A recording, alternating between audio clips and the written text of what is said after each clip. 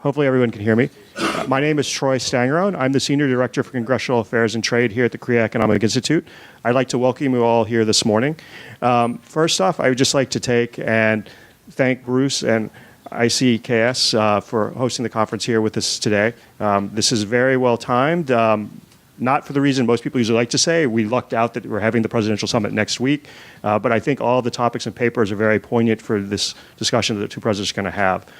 So with that, I would like to turn it over to Bruce, and let's go ahead and get things started today. Thank you. Thank you. How y'all doing? All right? Good? Yeah. Great, thank you. Sure. Glad to hear that. Welcome to the ICKS conference. We do this every year. It's always in D.C. I'd like to give you a couple of words about what ICKS is all about.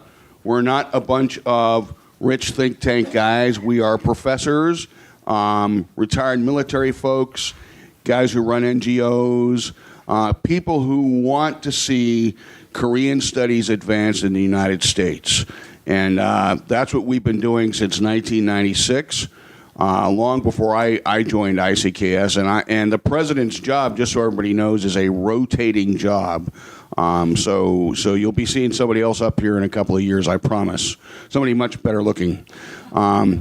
There's a couple of people I need to thank for this. First of all, thanks to Troy Stangerone and KEI for hosting us. They do this a lot for us. ICKS has a very good relationship with KEI, and we're most grateful. Also, HRNK and Greg Scarletou leads that NGO, and we'd like to thank them a lot. You HRNK guys, stop smiling at me back there. I don't like that. I'm scared. So, before we move farther into the program, which I think you're going to really enjoy, this is a great conference. We got a human rights panel this morning, an economic panel this afternoon, and we have a really cool geopolitical panel we're going to have as our last panel. So before we get started, I'd like to thank all the board members of ICKS, and I'd like you to all stand, please. Can we have some applause for these guys? They've worked hard for this. Everybody, there we go. There we go. And my last thank you, I have two last thank yous. One is to the managing editor. Is that what your title is? Managing editor of the International Journal of Korean Studies, which uses many of these papers every year in one of its 2 editions that we publish each year. And Jim is our editor for that. So thank you, Jim. And last and final guy is our founding member and my mentor, Dr. Hugo Kim. Thank you, Hugo. Fellow alumnus of Catholic University. I was a token Jew at Catholic U. So I'm all done, and I look forward to seeing you and those of you I don't know talking to you throughout the day. Greg, it's all yours. Great. Thank you, Bruce. Delighted to be co-hosting again with KEI and ICKS. We talk about, I'm Greg Scarlatti, Executive Director of the Committee for Human Rights in North Korea. Delighted that our board members are in the audience today, Roberta Cohen, Ambassador Robert King, Professor David Maxwell. We talk about the nexus of human rights and political security issues. We have been doing this. We have been proceeding with this collaboration for many years now. I think this is one of the best ways of highlighting, of emphasizing that nexus. Every year we do this. It's a great day for the 3 organizations. Today is also a sad day for anyone who knows North Korea and North Korean human rights. Today is the day when the parents of Otto Warmbier are putting their son into the ground. This is a tragedy that has refocused the attention of Americans on the atrocities that are happening in North Korea. I recognize so many faces in the audience, dear friends who are deeply concerned about these issues. I would like to thank you for your interest and concern. And I would like to ask you that you continue to help us elevate the importance of addressing North Korean human rights issues. As Bruce said, this is a critical time. There is a presidential summit happening next week. There is so much uncertainty here and even more so in South Korea.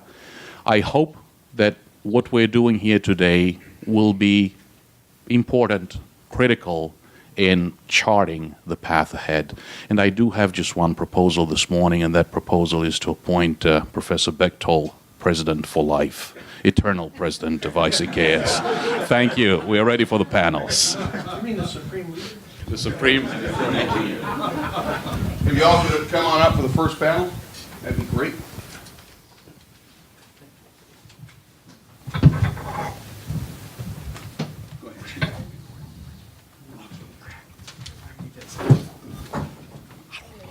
It's your house. Give you a hand up? Sure. This is not lady. Good jump up.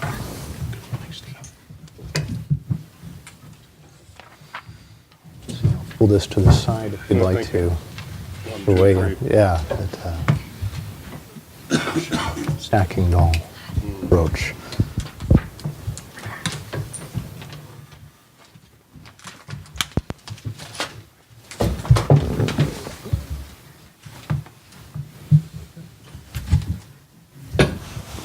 Good morning. My name's Chris Griffin with the Foreign Policy Initiative, and I think like everybody here today, would like to take a moment to thank our hosts, KEI, ICKS, and HRNK for organizing what looks to be just a wonderful day-long discussion about key policy issues and U.S.-Korea relations. And it's a pleasure to be able to kick off this discussion as moderator for our first panel talking about human rights in North Korea. As Greg pointed out, that this particular moment after the death of Otto Warmbier, and I guess in the context that, of his burial today, that puts a very fine point on some of these questions. And as he pointed out also, is in the context of being in a room full of experts who are dedicated to these issues and see their context beyond this individual tragedy and the fact that this is a large-scale human and humanitarian catastrophe that it's very important that we spend some time thinking about. The scheme of today's panel is that we'll go down my left in speaking order with our first three presenters who have all prepared really excellent papers. And if it were simply for the sake of getting these papers written and ultimately published, would be reason alone for this conference to have occurred. And then we'll be followed by our three discussants.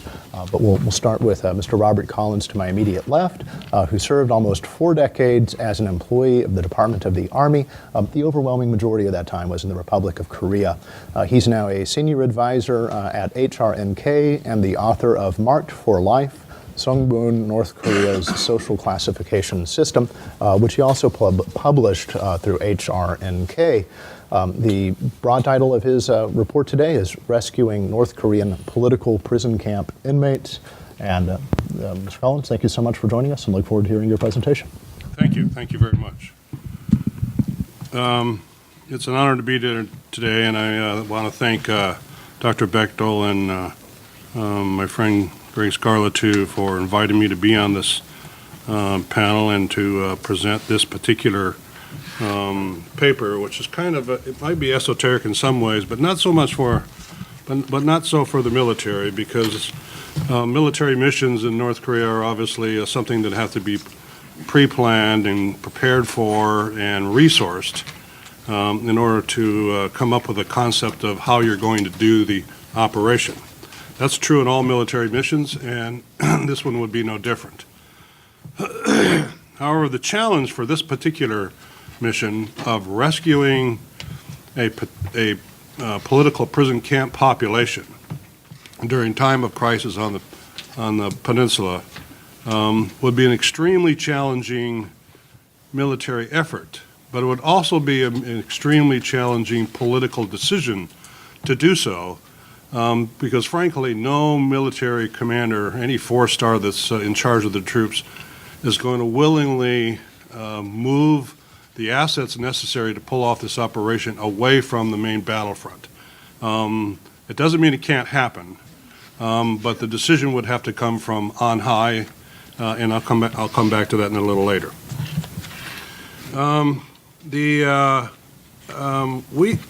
There's about 120,000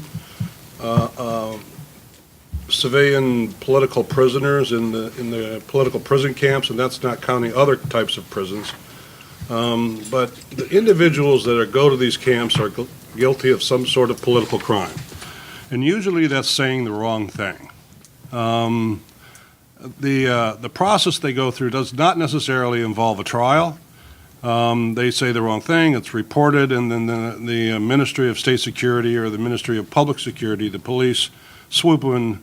Not only do they grab the guilty party, who they see as a guilty party, but by the concept of guilt by association in North Korea, they arrest the 3 generations that surround that particular individual, and they go to prison with him. So if I were to be arrested for saying I don't think that the government is very effective in North Korea, and my neighbor reported that to the police, not only would I go and my wife go, but my 2 sons and my 4 grandchildren would also go to these political prisons, and so the majority of the people that are in these camps are totally guiltless. So it is a major issue for human rights to focus on. Translating that into some sort of military mission is going to be very difficult, and really it takes civilian leadership to make the decision for the military. Now, having said that, these camps, and there's several of them, and the paper goes through each of the main political prison camps and identifies characteristics of the camps and the challenges that are unique to each of those camps. But the camps are, almost all of them are in very isolated locations. None of them are near the demilitarized zone. Some of them used to be along the North Korean-China border, but through the work of the United Nations and human rights groups bringing attention to this, those camps have been moved away from the Chinese border. So they're in very isolated mountainous ranges, and none of them are really all that close to the coast. One is not too far from the coast, but far enough away that a beach landing by the Marines is not going to be adequate for that particular mission. So we're talking about accessing these particular camps strictly by air, and undoubtedly only rotary wing air. So accessing the camps is difficult enough. Bringing in enough special forces to conduct this kind of an operation, they'd have to be specially trained, and they'd have to obviously practice what they're doing, and they'd have to gain a lot more intelligence than we currently have on the camps. Most of our intelligence about the camps come from 2 venues. One is testimony by those that used to be there, and there's several of those individuals that have managed to get out of North Korea and come to South Korea, and many of the people in this room have gone and done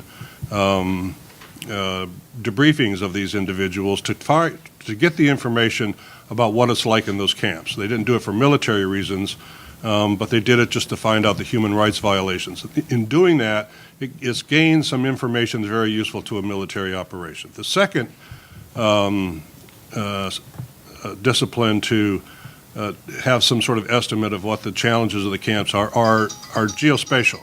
So satellite imagery, much of which is civilianized and not classified, gives us an idea of roughly, well, certainly the dimensions of the camps, but we can also see where the guard posts are, where the guard barracks are, and things of that nature. So we have a good idea if we landed in a particular camp where the bad guys are. Obviously the bad guys, I'm referring to the guards and the administrators. The administrators of these camps come from the Ministry of State Security and the Ministry of Public Security, which runs only one of those, the rest by the State Security. These camps are run by the 3rd Bureau of the Ministry of State Security, and if you want to find some group of people that have probably committed the most heinous crimes, including those against Otto Warmbier, by the way, They come from the 3rd Bureau of the Ministry of State Security. And the testimony by many of the people that know these individuals, quite frankly, these are about as evil as they come and have no respect for human life. And so, just as an aside, what happened to Otto Warmbier happens to thousands of North Koreans all the time.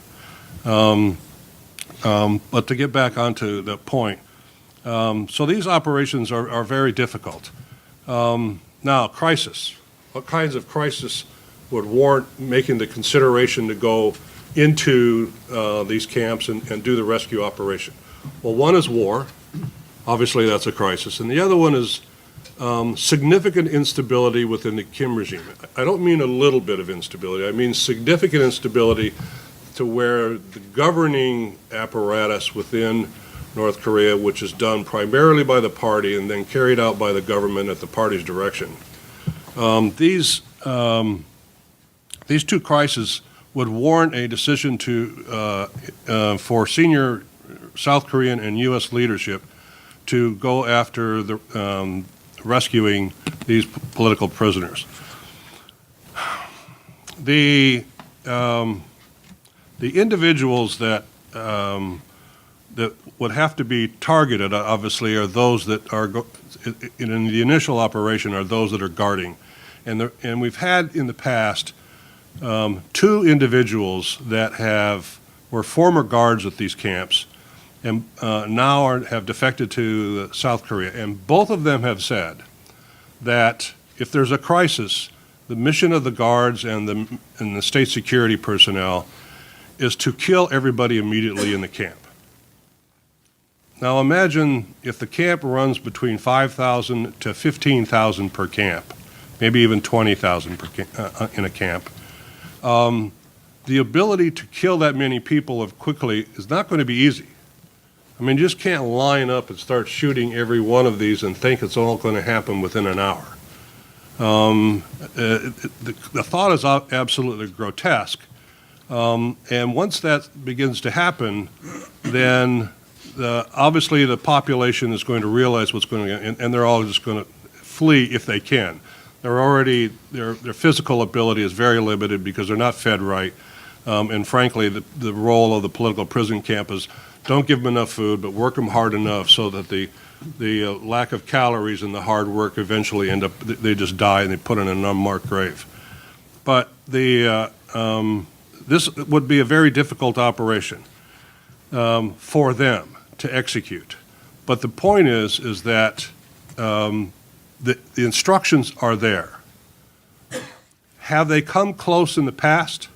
Well, certainly and this is an old standing order. Certainly the axe murders in 1976, where there was significant response by South Korea and the United States, and sort of demonstration by flying B-52s over the DMZ, things of that nature, made Kim Il-sung back down. How close he came to giving the order to kill the camp members, it's too difficult to speculate. The same goes for the 1993-1994 nuclear crisis at that time. Again, we can only speculate. But we do have one instance of mass murder reported by defectors that have come from North Korea. In the 1970s, there was an incident of rebellion within one of the camps. And so the order was to kill everybody that was within that part of the camp. And so they killed 5,000 people. That is the report. So there's precedence for carrying out these orders. And so that's obviously a consideration by any South Korean and U.S. leader to understand that this is a potential and very well may happen. Now, for the military commander on the ground, if we're talking about a war, his number one mission is to defend Seoul. Seoul has 12 million people. There are 24 million people when you count Seoul and Gyeonggi province, which surrounds Seoul. And most of these people are within artillery range. All of them are within missile range. And that includes North Korea's ability, beyond the nuclear things that we need to worry about, it includes chemical and biological weapons that are weaponized for their artillery. And so the death count of just civilians in Seoul and the surrounding area is going to be rather huge. And so a problem for any South Korean leader is to make a determination, do I want to sacrifice Seoulites for a political prison camp population? Because once the decision is made to take those assets, particularly the rotary wing, the special operation forces, and take them away from the battle at the front, then obviously what is going to happen is a trading off of lives. Where are the casualties going to be? Are they going to be in Seoul, or are they going to be killed by North Korean guards in the camps? So it's a very, very difficult decision, and the four-star is not going to make the decision on his own. Again, it's got to be political leadership. Okay, why would the president of South Korea, visiting here next week, and the president of the United States, why would those, and it would take both of them to make this decision, why would the two of them make the decision to rescue the population and detract resources away from the defending Seoul? There's one very good reason, and it's a far-ranging vision that the two leaders would have to look out at the end of the crisis, post-crisis, what, particularly after war, what kind of impression does the alliance, the ROK-U.S. alliance, what kind of impression do they want to make on the international community? How do they want to influence the international community, particularly in terms of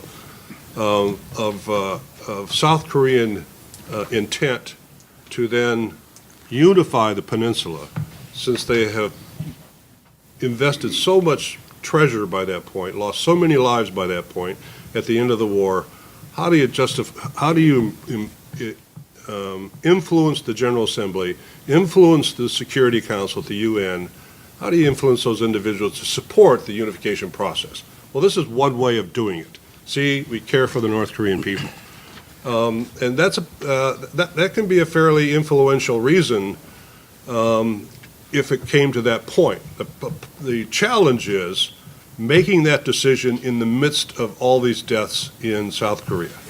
So the point would be that only the President of the United States and the President of South Korea together could make this decision. Why would the American President have to be involved? Because most of the assets we're talking about to conduct the operation, the rotary wing assets, have to come from the U.S. side. The ROK doesn't have adequate rotary wing assets to be able to do this.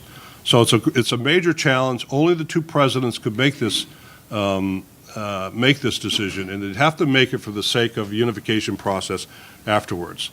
There are a lot of restrictions, challenges involved, and I'm going to wrap up here. There's a lot of challenges involved in making this decision.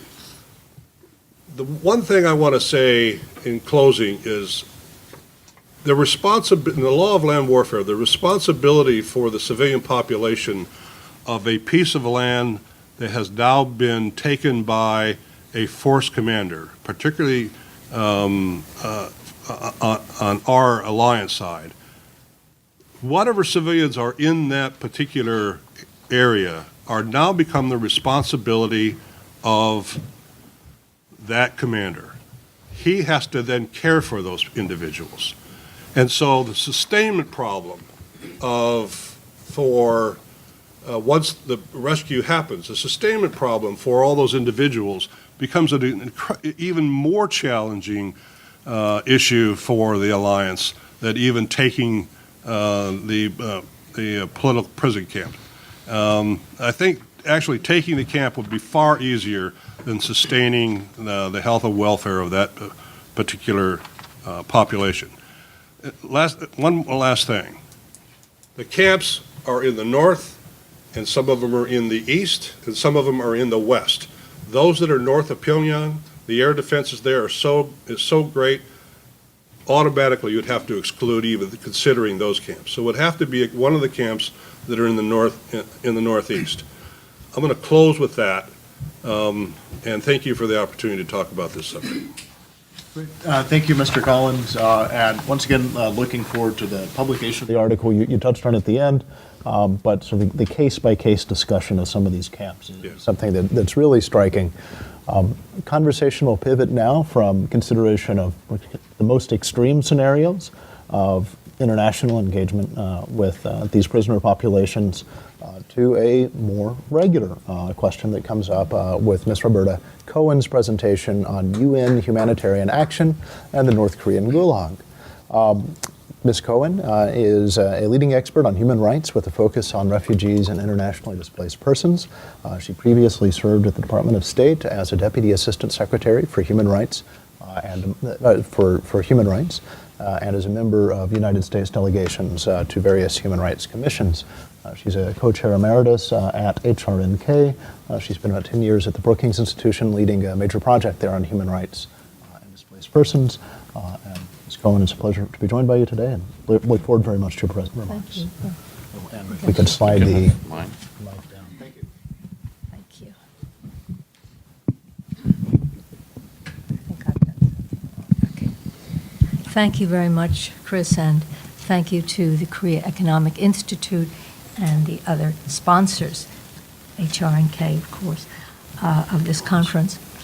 Bob, I am so pleased that you are looking at the rescue of political prisoners from a military perspective. This is so important to have a friend in the military looking at this. And I hope this gets integrated into the thinking and into the contingency plans of the military. Okay. It's on? Okay. The paper that I did addresses the role that humanitarian actors can play right now, not in a crisis, in seeking access to political prisoners in the DPRK. And there are tremendous challenges here, too. In 2016, a typhoon struck North Korea and flooded a re-education through labor camp. And the UN team on the ground had the opportunity to request access. So that's a now situation. Before getting to the UN response, I'd like to point out that unlike humanitarian actors, human rights actors have just about no access to North Korea. There was a visit by Amnesty International some 20 years ago to Pyongyang, but it was later denied re-entry. The International Committee of the Red Cross has an office in Pyongyang, but it has no role in visiting prisoners, which it does in other countries. The UN Special Rapporteur on Human Rights in the DPRK, this is an independent expert appointed by the UN in 2004, has been requesting access since that time for more than a decade. Only the UN Special Rapporteur on Disabilities was allowed for a limited visit last month. By contrast, UN humanitarian organizations have been on the ground since the Great Famine of the mid-1990s. To be sure, their access has been restricted very often, sometimes highly restricted, and donors in the last years have reduced funding. But since North Koreans remain in need of food, medical, and other services, these agencies are in the field. One of the principal goals of these agencies is to reach the most vulnerable in the country with humanitarian aid. This you can find on their websites and also in the 2017 Needs and Priorities document that the UN country team puts out. But what does it mean exactly to reach the most vulnerable in the country? Who are they? Traditionally, the most vulnerable groups have meant pregnant women, children, especially orphans, persons with disabilities, and the elderly. In more recent years, in the case of North Korea, the meaning of vulnerability has begun to broaden to encompass a new category, political prisoners. This expanded view of vulnerability emanated from the 2014 Commission of Inquiry report. You'll recall this very well-known, well-publicized Commission of Inquiry report into human rights in the country. The COI report provided extensive evidence of the deliberate starvation of political prisoners, the absence of medical care for them, and the cruel and inhuman treatment to which they were subjected. The COI estimated that hundreds of thousands had perished in North Korea's secret political prison camps, the Kwanlee-so, over the past 5 decades, and that some 80,000 to 120,000 remain incarcerated today, as Bob mentioned, many of them family members of prisoners. In addition, thousands more are held in re-education through labor camps called the Kiwaso, pardon my pronunciation.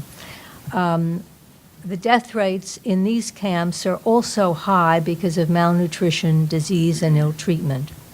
The COI concluded that in both camps, the Kwanlee-so and the Kiwaso, prisoners were subject to crimes against humanity.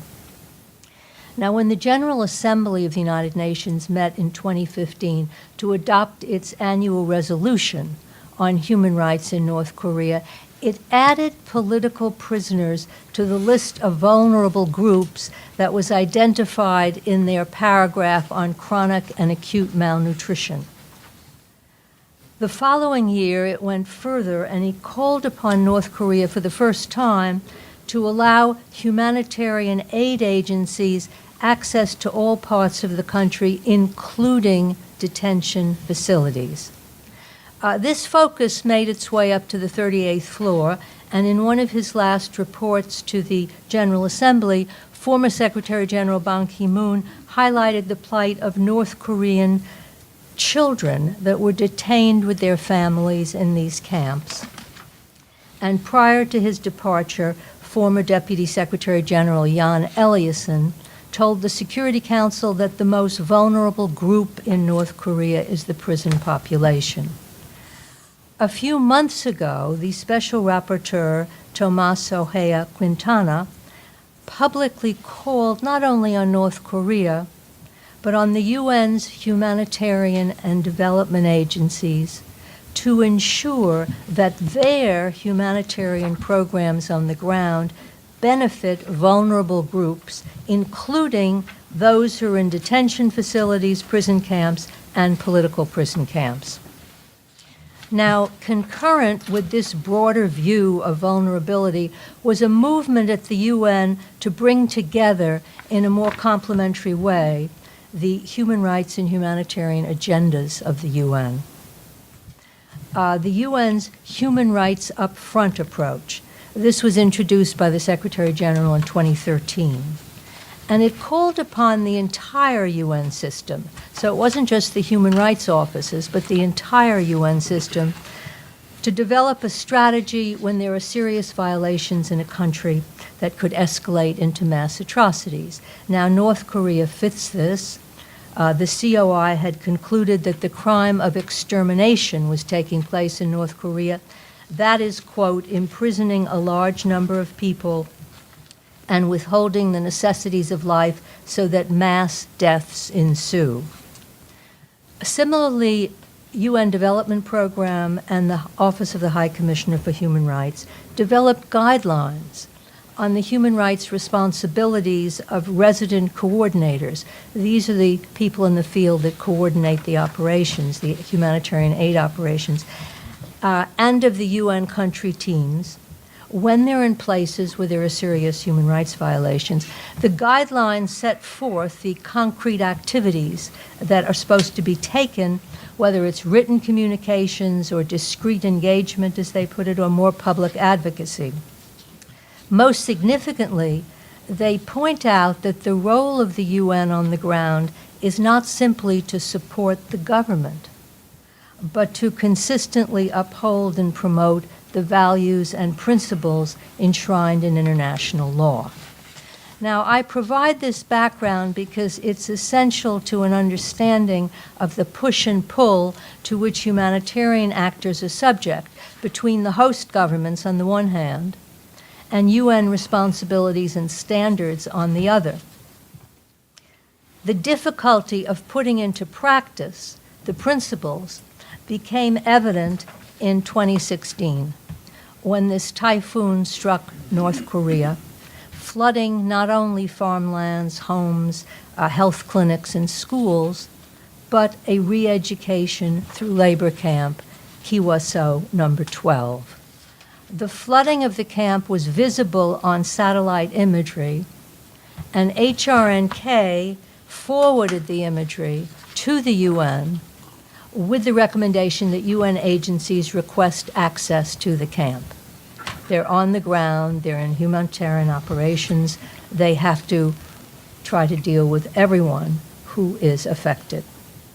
In this particular camp were reported to be some 5,000 detainees, about 1,000 of them women who had been forcibly returned from China, and they'd been subjected to harsh, even brutal treatment, forced labor, and grossly inadequate food and medical supplies. Now, this particular camp had received a good deal of coverage in the COI report, so it wasn't an unknown place if you were reading UN documents. Former prisoners from Number 12 had testified before the COI about their treatment, and they underscored that the rations given them left them so hungry that they ate grass and wild mushrooms and tree bark, insects, rodents in order to survive. Prisoners who didn't find additional sources of food, the COI observed, were effectively condemned to starving to death. When the typhoon struck, the flooding reportedly made the food situation even worse because of the crop loss in nearby agricultural fields. Now, upon seeing HRNK's satellite imagery, the UN Special Rapporteur called upon North Korea to allow the agency's entry to detention facilities and prisons in the flooded areas. And the former Deputy Secretary General expressed support for this call. But the humanitarian agencies, both at headquarters and in the field, did not request access. I repeat, they did not request access. The reasons were not made public, but they're known. The humanitarian agencies had never before entered a camp or requested entry to one, even though now they had that opportunity. They feared that any request for access might rankle the North Korean authorities and undermine the humanitarian operations that were going so well for other flood victims. Moreover, the numbers in the camp were seen as small compared to all those affected by the flood, some 600,000. And this was, after all, they said, a human rights, not a humanitarian issue. How valid are these arguments? Cooperating with the host government is a legitimate goal of humanitarian organizations. It is essential. But overlooking some of the vulnerable people in a disaster must be questioned. North Korea itself agreed to the principle of free and unimpeded access to all populations in need at a UN review of its human rights record in 2014. It also agreed to the principle of non-discrimination in the distribution of food. Reminding its officials of these pledges and of the humanitarian imperative guiding UN agencies of reaching the most vulnerable would have been in order. The humanitarian agencies actually had some leverage in this case because North Korea had requested the assistance and would have had to at least listen to the views expressed. While it's probable that a request for entry would have been turned down, the question of reaching vulnerable people in a camp would have been on the table as a legitimate ask that could have been revisited in future. Instead, the humanitarian organizations, when given the opportunity to request access, allowed themselves to overlook the deliberate neglect of a vulnerable group, allowed themselves to overlook that UN resolutions and reports had called attention to this particular vulnerable group, and to acquiesce to presumed host government objections. My paper argues that the humanitarian organization should change course, and it suggests a few steps. Some of these steps are in the weeds of the UN, but that's how one has to move things forward. To begin with, there's need for compliance with their own guidelines, and it needs to be encouraged. The agencies, as I've mentioned, they have operational guidelines for protecting people in situations of natural disasters. They also have guidance note on human rights for resident coordinators and country teams. Both of these support leveraging the different roles and responsibilities of the country team to address human rights concerns. When speaking to staff, and I've done a lot of that at the UN, they hardly know about these documents. Second, training of humanitarian staff in human rights is sorely needed, particularly briefings about the prison camps and their locations.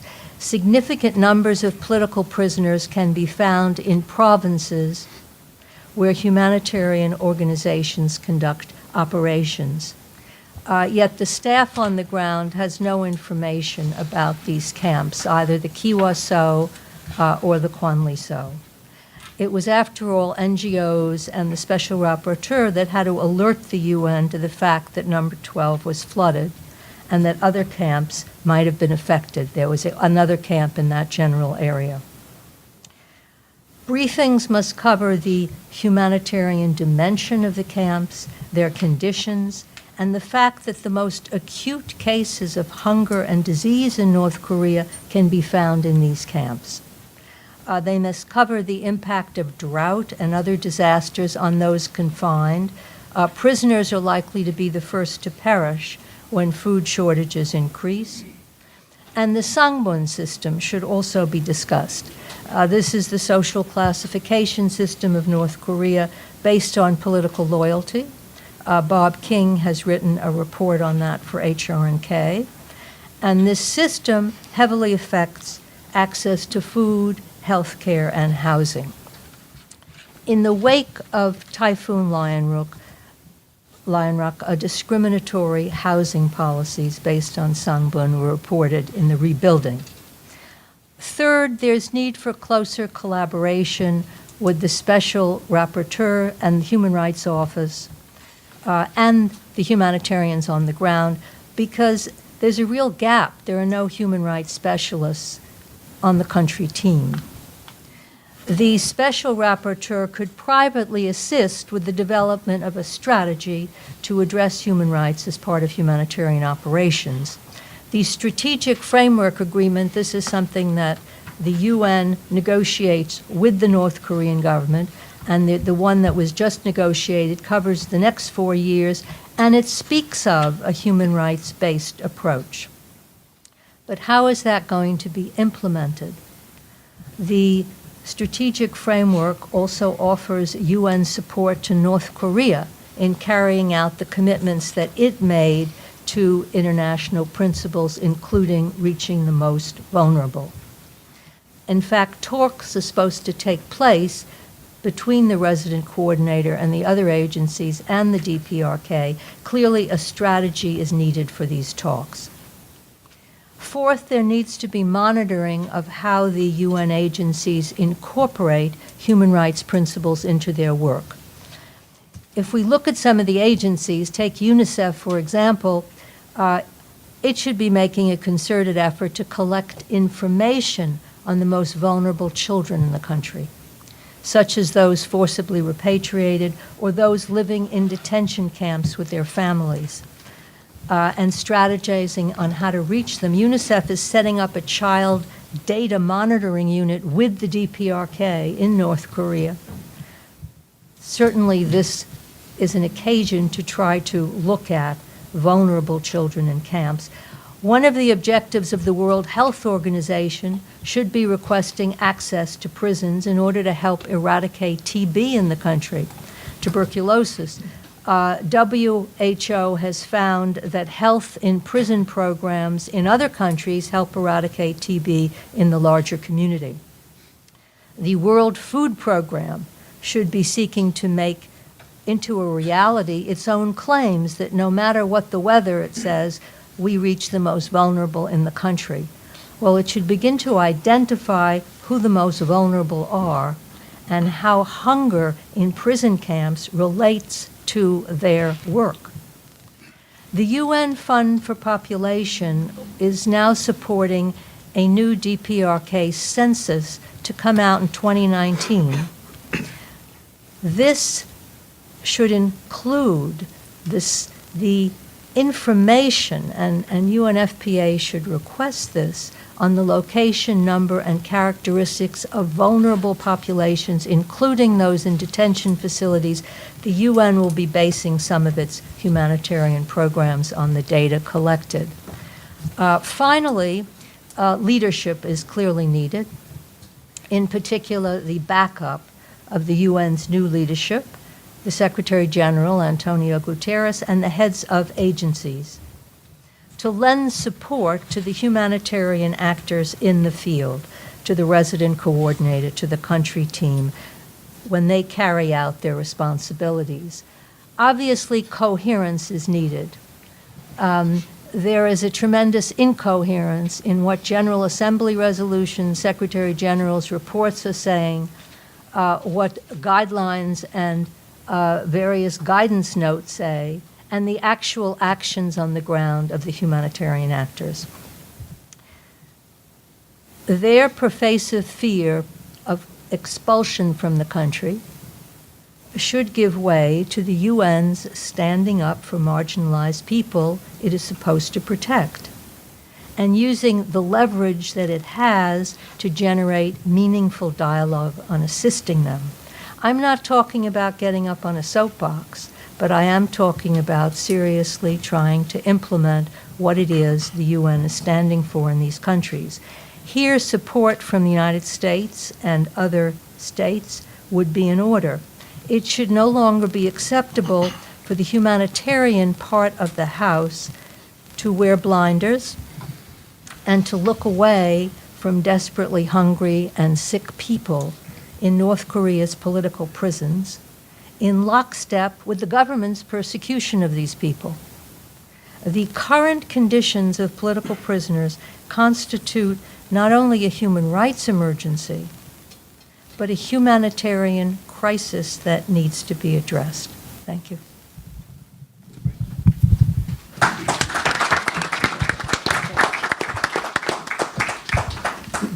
Thank you, Ms. Cohen. And we'll now move to our last presenter, who is Greg Scarlett, who, of course, is the Executive Director of Human Rights in North Korea.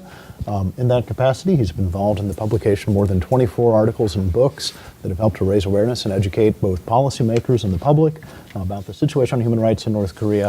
I think it goes without saying that all three of our speakers and presenters this morning so far have been associated with HRNK, speaks to the important role that it plays in trying to raise awareness of these issues. And the topic that Greg will be speaking to is North Korean workers officially dispatched overseas, exported as though they were commodities. And we'll generalize, going from very extreme case to in response to catastrophic circumstances to the daily life of tens of thousands of North Koreans. Thank you, Greg. Thank you for the very kind introduction, Chris. I had a notice this morning that another one of our board members had arrived, Dr. Nick Eberstadt. Delighted to know that he's in the audience and that he will be presenting later today. We are all aware of the fundamental strategic objective of the Kim regime, and that is survival, earning the hard currency needed to continue to develop weapons programs, nuclear weapons programs, ballistic missile programs, the hard currency needed to keep the elites happy, those elites that are critical in preserving the regime. This hard currency earning process is extraordinarily important. We have experts in the room today who have studied these issues for many years. One of our senior fellows, who's also a North Korean escapee, Mr. Kim Kwang-jin, has coined this as North Korea's royal palace economy. Well, this process of sending workers overseas as a commodity while extracting up to 90% of their salaries, this is part of that royal palace economy. And this practice goes back at least to the year 1967. The earliest document we identified was a declassified U.S. intelligence report on the Soviet forestry industry that mentioned the presence in 1967 of North Korean loggers.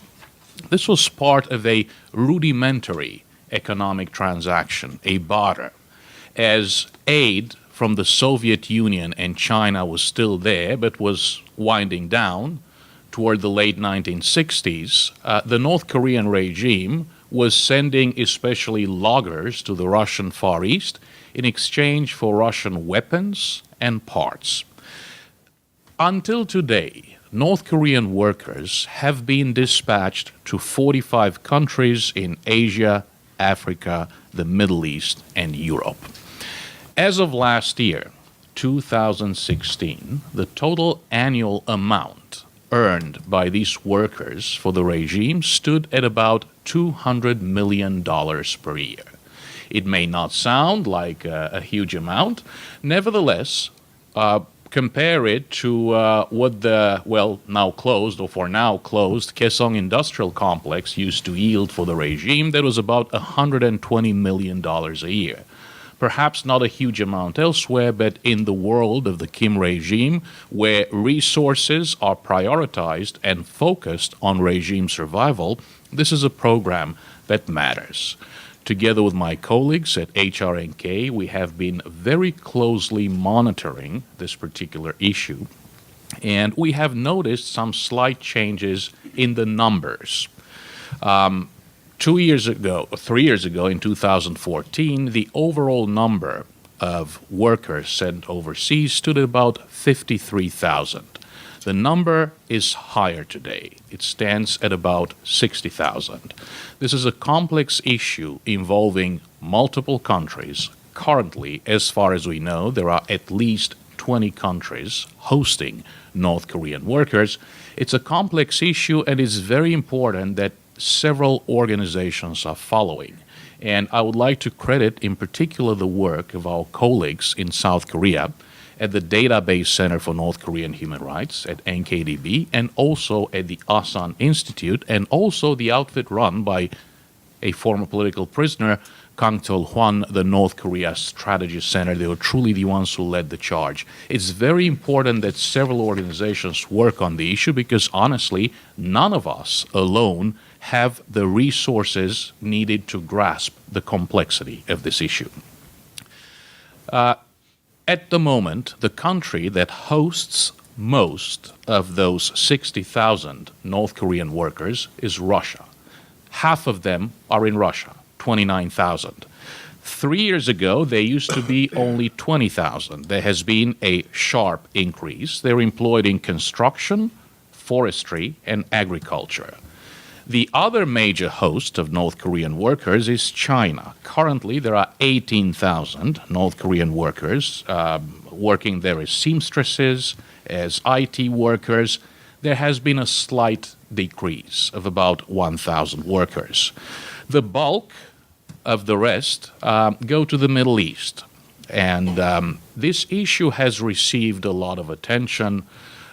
Roberta Cohen mentioned the work of the UN Special Rapporteur. The current UN Special Rapporteur has not yet addressed this issue, but the previous one, Mr. Marzuki Darusman, paid very close attention. So the issue did receive attention, and we had examples of countries that decided that it was a good idea to scrutinize these programs and the working conditions at North Korean work sites. EU member states were hosting North Korean workers, Poland and Malta. They have decided to wind down those programs. Poland is currently in the process of winding it down. They have stopped issuing visas to North Korean workers. An interesting example is that of Qatar. Qatar, of course, will be host to the 2022 Soccer World Cup. They were under scrutiny and decided to repatriate, expel about 100 North Korean workers due to the appalling working conditions they identified. However, looking at the numbers today, the number of North Korean workers in Qatar is 1,000 higher than it was 3 years ago. In other words, what is happening here is that the North Korean regime identifies countries that have a poor labor rights record. In particular, a poor labor rights record pertaining to migrant workers. And Qatar is one such example. Now, unfortunately, there is no UN Special Rapporteur for Filipino nannies abused in Qatar. And just because North Korea received more attention, they decided to proceed with this token gesture of expelling 100 workers. It didn't really make a difference. The abuses are still there. So, you have read and heard a lot about the difficult, often appalling working conditions at these work sites that employ North Korean workers. You may wonder why people do this. Again, thinking of history going back in time, initially the North Koreans were sending prison laborers. These were prison inmates sent to Russia to work, but they soon realized that even back then, in the late 1960s, the situation in Russia was so much better than in North Korea, in the Soviet Union, of course, that they began fearing defections. So that's when they made the transition to sending people of good songbun, people whose loyalty-based social classification background checks out. In the case of men, and the overwhelming majority of these workers are men, they have to be married. They have to be children. The standard, to have children, the standard is 2 children, 1 sometimes. Why? Because the families are, of course, held hostage at home, and this way they prevent defections. So, Bob Collins will tell you that the Songbun social classification system is a very complex issue. Unless you're the creme de la creme, unless you're at the very core of the system, it doesn't mean that you're having a very good life. You might live in an apartment with no running water and no elevator, and under quite difficult circumstances. So these workers do have good songbun, but they're basically the loyal paupers of North Korea. All they have is the good songbun file. They seek this opportunity to go overseas and try to make things better for their families. And this is one issue that only my friends who were born and raised in North Korea, one of my colleagues right now who's in the room was born and raised in North Korea. I was born and raised in communist Romania. Living under those circumstances, only living under those circumstances, you understand how important it is to get a color TV for the family. So I have spoken with workers who agreed to work as loggers or construction workers for 3 years, their sole purpose being to acquire a color TV for their families. You will laugh, you'll poke fun at me later, but to them, living in that world, it's a huge deal. And then they go overseas. This particular individual I spoke to went overseas, found himself entrapped under very difficult circumstances. This was the Soviet Union in the mid to late 1990s. Back home, a great famine was unfolding. What they got back in the day was not money, but coupons for the families. They call them talon. It's a, Russian word they use. So during the famine, the families stopped receiving these coupons. They could basically acquire food or some basic electronics, which were surely luxury goods in North Korea at the time. Once this system collapsed, together with the public distribution system in North Korea, these workers realized that their families back home were starving. And many of them escaped from their work sites trying to get back home to their families. Many of them couldn't. They found themselves basically trapped in the Soviet Union. It took them up to 10 years to get out and basically reach South Korea. So the number of workers declined after the end of the Cold War. Then it increased again.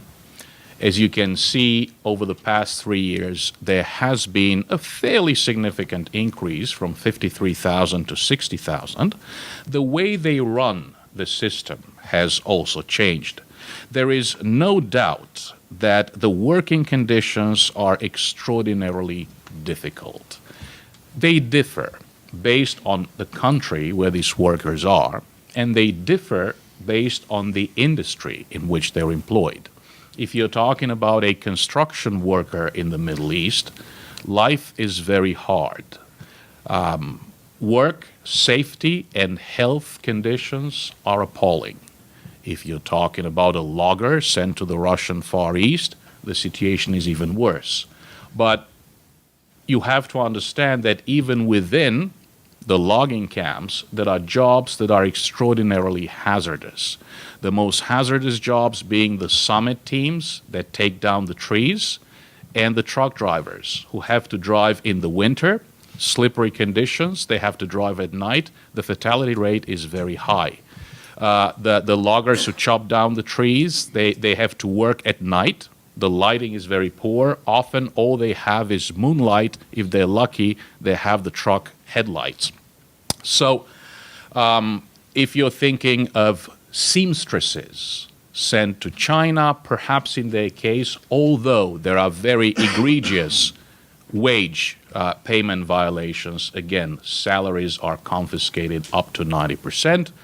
Although the workplace safety and health situation is also very tough compared to the situation of a logger sent to Russia or a construction worker sent to Vladivostok, Khabarovsk, or the Middle East, their situation might be a little bit better. Restaurant workers. I have spoken to many of them. By the way, speaking about restaurant workers, you must be aware of one thing. There is a lawyers' association in South Korea called Minbyeon. You remember the 12 waitresses who defected last year. This lawyers' association tried to press them hard in order to produce habeas corpus. They were trying to make them appear in court to testify that they indeed defected. They were not abducted by the South Korean government. This is preposterous, and Minbyeon is pushing for this again as we speak this week. They're trying to get these 12 girls out in the open and eventually perhaps to send them back to North Korea. Let me tell you something about it. There are 30,000 North Korean defectors in South Korea. The South Korean government doesn't need to abduct any North Korean defectors. There are North Korean waitresses in North Korea, and those 12 are college students right now. I've spoken to some of them. The South Korean government has no need to abduct North Korean waitresses. This is a politically motivated move that is placing these vulnerable individuals, North Korean defectors, at great risk. Please follow this issue in the news, and please help us keep it in focus. But going back to those North Korean workers, in the case, again, of waitresses, perhaps being a waitress at one of these North Korean restaurants might mean that the working conditions are a little bit better. Well, they also live under very tight circumstances. They have no freedom of movement. They're confined to the same facility. They live in the same building. They're under very tight surveillance. I will not get into the technicalities and the legal details of how freedom of association, freedom of collective bargaining are practically non-existent. They're all in the paper. So just like any other workers sent overseas, these young ladies, who, by the way, come from very good families in North Korea, have to be from good universities, have to speak foreign languages, have to play musical instruments. Many of them attended art institutes in North Korea.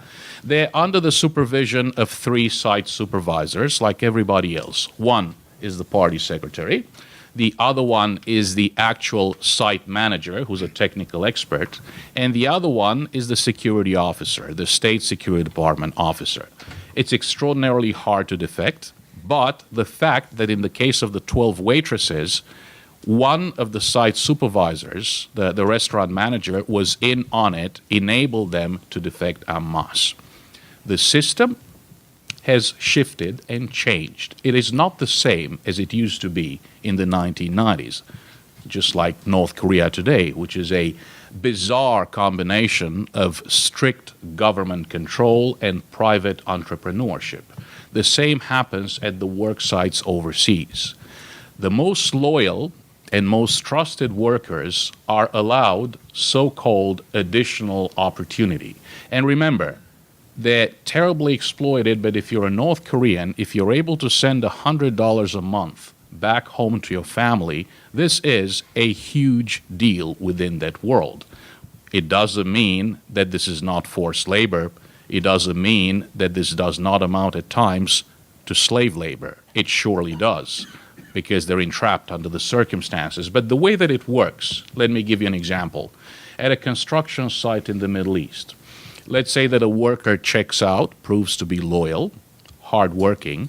The 3 site supervisors will approach him and ask him if he's interested in moonlighting or doing work during working hours.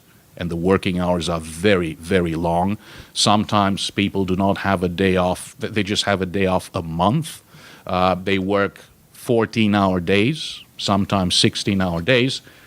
But anyway, this worker is allowed to leave the work site and subcontract work, let's say, from a South Asian worker. A South Asian worker who would perhaps earn, let's say, $30 a day. What the South Asian worker does is to pocket $10 or $20, give the rest to the North Korean to do his job, move on and do a different job. So the North Korean brings some additional money to the work site. In the meantime, other North Korean workers at this work site have to work even harder and longer hours in order to make up for the fact that there is one missing at their work site. He brings back the money. He has to give bribes to the 3 site supervisors. There is very little left, a couple of dollars maybe, which to them is still a big deal, isn't it? So this is just to tell you how North Korean workers end up at the bottom of the heap. They're exploited by their own government, they're exploited by their 3 site supervisors, and they're even exploited by fellow migrant workers from other countries who subcontract them. The worst story that I have heard, and we will not have the time, unfortunately, to get into a long discussion of the working conditions. The worst story I heard came from a fellow who used to be at a logging site in Russia, who, several of them actually told me the story. People die. The fatality rate is very high at the sites, and they do not send the body home. They wait. They stack up the bodies. In the winter, they stack up the frozen bodies. Sometimes they put them in coffins, and then they put them on a truck and a train. And the fellow had been a truck driver, and he told me that the most frightening sound he'd heard in his life was the sound of water inside the coffin, because the body had obviously thawed, and inside the coffin there was a body and the water resulting from the thawing process. If they make a mistake, if they're punished, the way they're repatriated is with a cast on one leg or both legs to prevent them from running. So the site supervisors actually have jurisdiction to enforce at all of these work sites. So what is there to be done? Well, all countries currently hosting North Korean workers are members of the International Labour Organization. As members of the International Labour Organization, they're under an obligation to enforce all ILO conventions, and in particular the 8 ILO conventions stipulating fundamental labor rights, addressing critical issues from freedom of association and bargaining and collective bargaining to working conditions, wage payment, health and safety, and so on and so forth. A recommendation made to North Korea multiple times through the Universal Periodic Review process has been to join the International Labor Organization. So the main point is that this must be addressed as a human rights issue.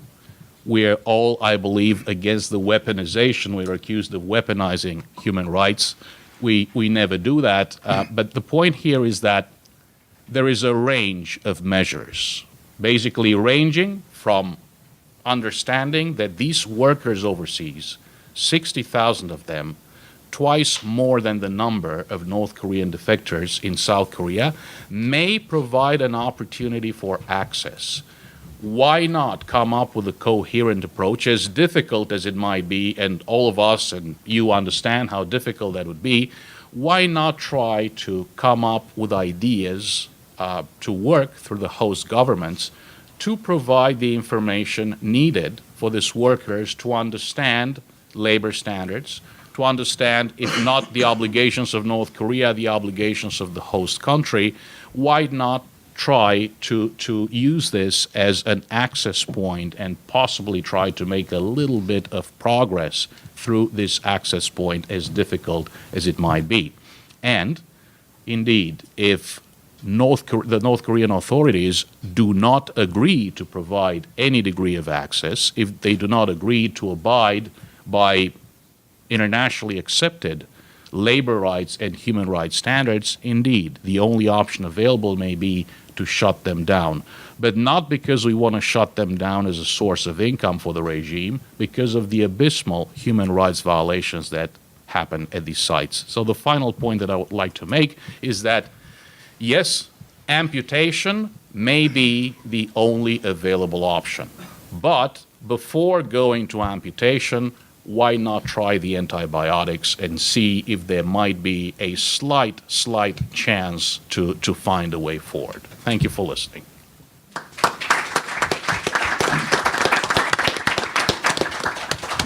Great. Thank you, Mr. Scarto. As we wrap up our three paper presentations, we'll now move to our three discussants. We'll invite them, of course, to dive into the details of the Three excellent presentations that we've already heard. Also to take an opportunity to expand the aperture a bit beyond the details of what's been discussed and, of course, place this into a broader context. First, we'll hear from Dr. Stephen, and I'm going to invite you to correct me before I get this dig too deep. Is it Norper or Naper? Norper's correct? Okay, thank you. Dr. Stephen Norper, who's a Korea Society Senior Director, an adjunct professor at Columbia University, an adjunct fellow at Pacific Forum CSIS. He's taught at universities in the United States, Japan, and Mongolia. He's also served at both the State Department and at the Asia Pacific Center for Security Studies in Hawaii. Norbert, thank you very much, and look forward to hearing your remarks. Thank you, Chris, and thank you to the organizers, and a very special thank you to Professor Bruce Bechtel, who has offered both intellectual leadership as well as his good sense of humor, and these are very dire issues we discuss. So to have somebody with a kind heart and a good sense of levity is really important, I think. So thank you, Bruce. I thought, and I think most of us would be in agreement, all three of the presentations are extremely well done, extremely provocative, and give us really important framing to take forward, especially on a day that, as Greg mentioned in his onset of comments, is important by way of observance. There are three presentations that I do hope through the KEI simulcast and podcast, as well as through our own work together, we take out more, because I think it's very important to get the range of opinions, and even range of opinions on which we don't agree out there, to continue to stir the pot and to continue to elevate the dialogue on this important set of issues, to not permit stasis, to not permit slowdown, to not say, well, it's been 3.5 years since the Commission of Inquiry report, what's really being done, to cast away that type of negativity or acquiescence to time, and to really keep a candle lit for the very real concerns that have been discussed here. I thought on a personal level that all three presentations were very interesting relative to a few things. I mean, one, in the first presentation by Bob, one can't help but think of things like the liberation of the Nazi death camps, and the fact that we would begin to discuss the type of process and procedure of liberations, very interesting, and not one that I've heard discussed in a public setting before. Roberta, gives a fascinating overview of how to make things happen in the policy process and continue that. And as someone who works in the United Nations, and I serve as an advisor on some programs there, I think her point about trying to keep a reminder and underpinning and exploration of the camps, a very serious, solid identification and updating is really, really important. And again, the type of thing that gets lost in the daily process of bureaucracy, but hers is a very important and timely reminder. And Greg, through his thought leadership, through his eloquence, I think really focuses on one of the hot-button issues of today. As a frequent visitor to St. Petersburg, Russia, and as a huge soccer football fan, I'm very excited about the 2018 World Cup. As a humanitarian, I'm horrified by the North Korean deaths in the construction of the arena there, and this is taking place across Russia and very much non-reported. So I think this broader issue of labor, and I think Troy and I both nodded our heads when Greg was giving a statistic on the number of labor employed in Russia, and I think the figures I've seen, and these are primarily based on Asan Institute findings, are closer to 50,000, and that's a very serious number indeed, and should be the type of thing that enters into our bilateral discussions. I wanted to offer 2 points on the current time and the setting before the meeting of the two presidents, keeping in mind what we've just heard here from our three excellent presenters. And one is that the death of Otto Warmbier brings this human rights situation home in a very different and important way. And that is to in no way undervalue any other life that has perished at the hands of this regime. But it just means that there is a new, broader American public and a broader constituency that now can look at these horrific episodes as they affect Northern Koreans and now as they have affected Americans. And that's an important bridge. It broadens our human rights mandate. And secondly, very much linked to the presidential summit, I've heard a few assumptions offered in other settings that things like human rights may not figure as importantly. Well, clearly we have a very, very dire security concern, the likelihood of a sixth nuclear test, the rapid enhancement of missile technology. But I don't buy into any false dichotomy that then human rights needs to sit to the side or be relegated to secondary status. In fact, in dealing with North Koreans over 30 years, one of my takeaways has been they respect strength. And I think they respect moral fortitude, as odd as that might sound, but they do respect strength, and I think we should keep that very high on the agenda. I think there's also a false assumption that these two presidents don't want to deal with this sort of issue, and I don't think that rings true. Both of them in their own self-view look at themselves as reformists, and some people in this room will disagree with that interpretation, but I think that is a correct assessment of their self-assessments. And I think that if you remember that Moon Jae-in was a human rights lawyer, and that we have seen recently through the Syria strike, Donald Trump expressing very personal disdain over the loss of life in Syria, we shouldn't make the assumption that this is going to be a divisive or ignored area for discussion. In fact, I think we should be encouraging it as an area for discussion for any media who are here or for any media online. I think that's an important storyline to pursue. And that we should encourage this dialogue because it may be natural to both of them, and it may actually be a point for cooperation and a coming together of minds on these issues in ways that may be easier than the security issue at the moment. So let's not make false assumptions or ignore it, but let's rather see if we can't provide an impetus to that and underscore this as we dialogue with friends of ours in the administration and with people in other organizations. Lastly, I wanted to make 3 quick points to, I guess, broaden the aperture, as Chris suggested. One is on information, and it hasn't been said explicitly, but all 3 of our speakers are very gifted in facilitating this. We need to do whatever we can to increase that information flow in, and this was one of the big takeaways, sometimes forgotten, of what happened in terms of the legislative process last year and in terms of the executive's response to it. And that was to fund, to support new information inflows into North Korea. Greg, through other work, has provided some of that vital input.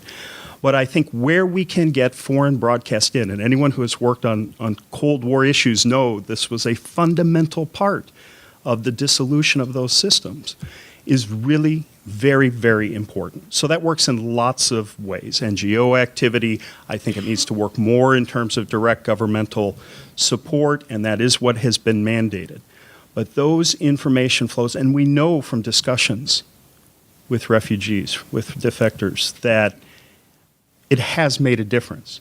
And reports are that with new millennials and radios and other things being brought in from China, that there is a broadening listenership. And I would refer everyone to Jun Baek's book on information revolution that came out, and we at the Korea Society had her on December 13th, if you'd like to hear an interview about these new information flows and what she considers to be the potential for a hidden revolution. So information is critical. Secondly, education. Whatever we can do in our own institutions, and I know we have some teachers and some students in the audience, is critically important. Absolutely important. So I'll give you 2 examples. At the Korea Society, we've stood up 14 segments on North Korean human rights, which are available on our website and by podcast, with several of the people who are on the days or in the audience. And that's part of a 40-part series called Knowing North Korea. So if you go to koreasociety.org, you'll see that. That's just one NGO's attempt to try to cover some of this. And as Greg has emphasized, there's so many of us who need to continue sharing information among ourselves in that regard.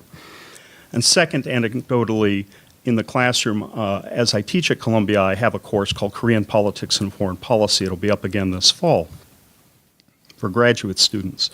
In the 2009 and the 2012 classes that were offered, human rights was nowhere on the agenda.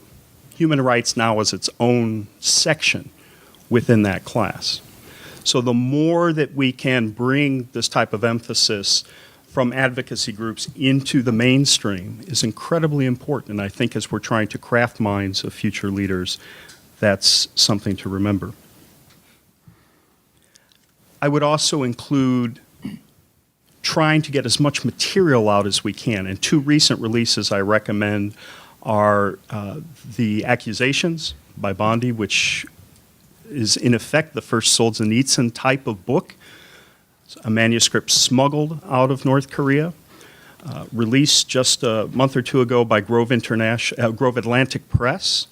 It's a beautiful read, very powerful, and translated by Deborah Smith of the Man Booker Prize. So to look at that will be on, again, our graduate reading list in the fall. Another book, a work of fiction by Chris Lee that has come out, How I Became a North Korean. And that book is, again, fiction, but looks at experiences of North Korean refugees in Northeast China, South Korea, and the United States, given her time with actual refugees, and having learned and processed those experiences. Lastly, I wanted to share something that I had written Monday at 4 o'clock, and I was prompted by Greg's mention, and this is on Otto Warmbier, so if you'll indulge me for one more minute. And I titled it, "I Cry for Otto." Former North Korean detainee and American student Otto Warmbier died at 2:20. In 3 decades as a professor of international relations and an analyst of North Korea, I've never felt a despair like that surrounding the death of this University of Virginia student. Not in the face of the first nuclear crisis, nor in the face of recent tensions, which have spiraled upward as North Korea has tested its nuclear and missile enhancements. Not even in reports of Nazi-era atrocities, in the words of the UN COI report, suppressing some 130,000 or more North Koreans imprisoned in labor camps. Maybe it's all too removed in an era of daily global crises, terrorist strikes, refugee outflows, and befuddling leaderships. But the tragic death of this child of the Ohio heartland brings the horrors of North Korean atrocities home. He traveled abroad, North Korea a sidebar on a journey to Hong Kong, his wanderlust something many of us recall from our 20s. His crime tearing down a propaganda banner, aggrandizing the current despot's father, an impulsive act of misguided youth, and what young male hasn't engaged in hijinks? To learn of Otto Warmbier's terrorized, brutalized, and returned home in a vegetative state by Pyongyang is beyond comprehension. Rather than making a stab at diplomacy, as some analysts surmise, this foul regime acted as despotic cowards, seeking to return Otto Warmbier so as to spare itself the obvious blood on its hands. This must not happen. Coming hours and days will test U.S. resolve and possibly see a response. It is imperative that North Korea free the other 3 detained Americans immediately. I pray that in the end, Otto Warmbier and the Warmbier family know a place that the anachronistic and totalitarian regime in Pyongyang tragically permit none. It is time to end the war on the Korean Peninsula, to signal to Pyongyang that its existence is permitted not for long, that South Korea move the Korean nation to peace with integration and unification its final goal. It's time to cry for Otto Warmbier and to remember his sacrifice and that of his family, to kneel and remember that another young American has died. If I can just add a final thought, that in contingencies, and this was prompted by Robert's earlier comment, we need to begin to discuss the scenarios of accountability, and we need to consider a host of global examples. The Punto Final in Argentina, the Ley de Caducidad in Uruguay, what happened in Chile, the Truth and Reconciliation Commission in South Africa, the Truth Commission in Nigeria. We need to remember that there's an important human rights center in Seoul that is collecting information on accountability, and we need to find ways to see referral of the North Korean regime to the ICC and to keep this very high on both our national and international agendas. Thanks.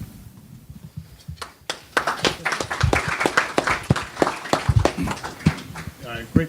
Thank you, Stephen, for the poignant and powerful remarks at the end and for all your insights throughout. Next, we'll hear from David Chol-woo Lee, who's the founder and national chairman of the Korean American Public Affairs Committee, a nonprofit organization based in New York that advances U.S.-Korea relations, and in particular has helped to either introduce or promote several resolutions that have been adopted by Congress. A native of Korea, that he earned his BS in military science from ROK Air Academy and a master's from Yonsei University. And it's a pleasure to have him here. Look forward to your remarks. Thank you. And thank you for inviting me, Dr. Hugo Kim and also Dr. Bechtel. I'm so honored to be with you this morning. And not only that honored, but my heart so much moved. and very broken. So all the facts we found in this morning, yeah, it's been years and years. We talk about that, all the things. It is very informative, but at the same time, it's very heartbroken situation. Excuse me. Just like UN ambassador, like a Korean ambassador to UN, Oh Jun mentioning, they are not nobody.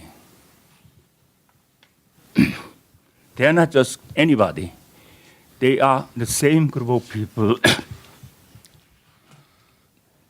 They can be enjoy the progress in South Korea and the good things happening in all of the country, but unfortunately, they're born and raised in the northern part of the Korea, and they are suffering. So in that angle,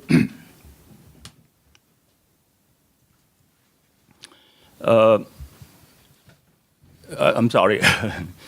I do want more different perspective angle input to this conference, and more like aggressive or more like tangible, more like progressive approach to make the situation is getting better. So let me mention about each excuse me, discussion. First of all, Mr. Griffin's presentation is so great. It's very informative, and also I could find out what is real trouble in prison camp in North Korea, and there are very terrible 120,000 people who are suffering their life and their life in that situation today or tomorrow or any day. And even the things, worst things happen, then they could be executed immediately. So your military like option is very thinkable and so much great vision to think about it. But my question is, I'm from Air Force, Korean Air Force Academy, and I fly South Korean skies, and also now the Chief of Staff 4-Star General was my student, so I was instructor in Air Force Academy. I know most of the people, how the operation going well, but I'm not Army, so Dr. Hugo Kim, he's graduated in Korean Military Academy. He knows better than me about the contingency plan, about how we could save 120,000 people from the mountain area to some place they could be safe. Is it viable option? Is it possible? And we, just like you mentioning, there are 12 million risk their life in Seoul city, and so does 28,500 U.S. military forces, and about 200,000 U.S. citizens in the like visitors in Korea. Their life is risk. So how is it viable as a military option? That's my question. But I think it's very valuable to think about that option, how we could manage that. At least it's very informative and educated opportunity what things happen. And I never knew there are 5,000 executions 1987. Is it possible? How they do that? They're not an animal, they're not a commodity. They are human beings. The only thing is they have their own consciousness to be a human being and to make their society and their country better. But the vision is different from the Kim's regime. Because of that, they should be executed. I don't know how terrible, what kind of things, but I don't even think about it. But it's very terrible and then very informative opportunity I learn about that. And again, like Roberta, your presentation also very informative, how much United Nations, they try to bring up this issue. And also, I watched Korean TV about the typhoon came, and the typhoon in North Korea came, and that at the more least northern part of North Korea. But the problem, South Korean entity, they couldn't help them out at all because of the friction in between two countries. And I found out even United Nations cannot accessing that easily and could not be helpful. I'm so much heartbroken situation. But the good thing is that brought up like human rights issue and human rights violation. That's very important issue we understand about what happened. So the first, like prisoner camp, also human rights issue, like crime against humanity issue. And the second one also, I truly believe the same thing. And the third presentation, correct, it is very informative. And I'm so much heartbroken. They trading human being as a commodity. Is it possible in 21st century? They trading their labor as just like a commodity. I think we need some action for this one because with that trading of a commodity, what brought in? Like not only 200 million to Kim's kingdom, but also that build up rocket almost reaching to western part of United States. And they build up like miniaturizing nuke weapons. And we're going to suffering. What's going to be happen in New York, in Washington, D.C., and L.A.? So just enjoy like a cheap labor of a 45 country with trading a commodity of human being. They just take advantage on that. Just like people take advantage on slavery trading. So as a big, like, because of this commodity, like slavery trading, who's going to be loser? I would say South Korea, Japan, and mainly America could be a big impact for the security and benefit of United States citizens. And we see our son, Oro Wonbia, he got killed nominally. He got cruelly treated, all bad things. Now he got killed. They just want to just clean up their own face, send it back. So it is so painful and so heartbroken. So one way or the other, U.S. state government, my good friend, Ambassador Robert King, you should know much better than me. But what I mean is there any possibility state government to get involved in that? Just like we reporting human rights report by State Department, then as the same token, the slavery labor could be one of the human rights issue.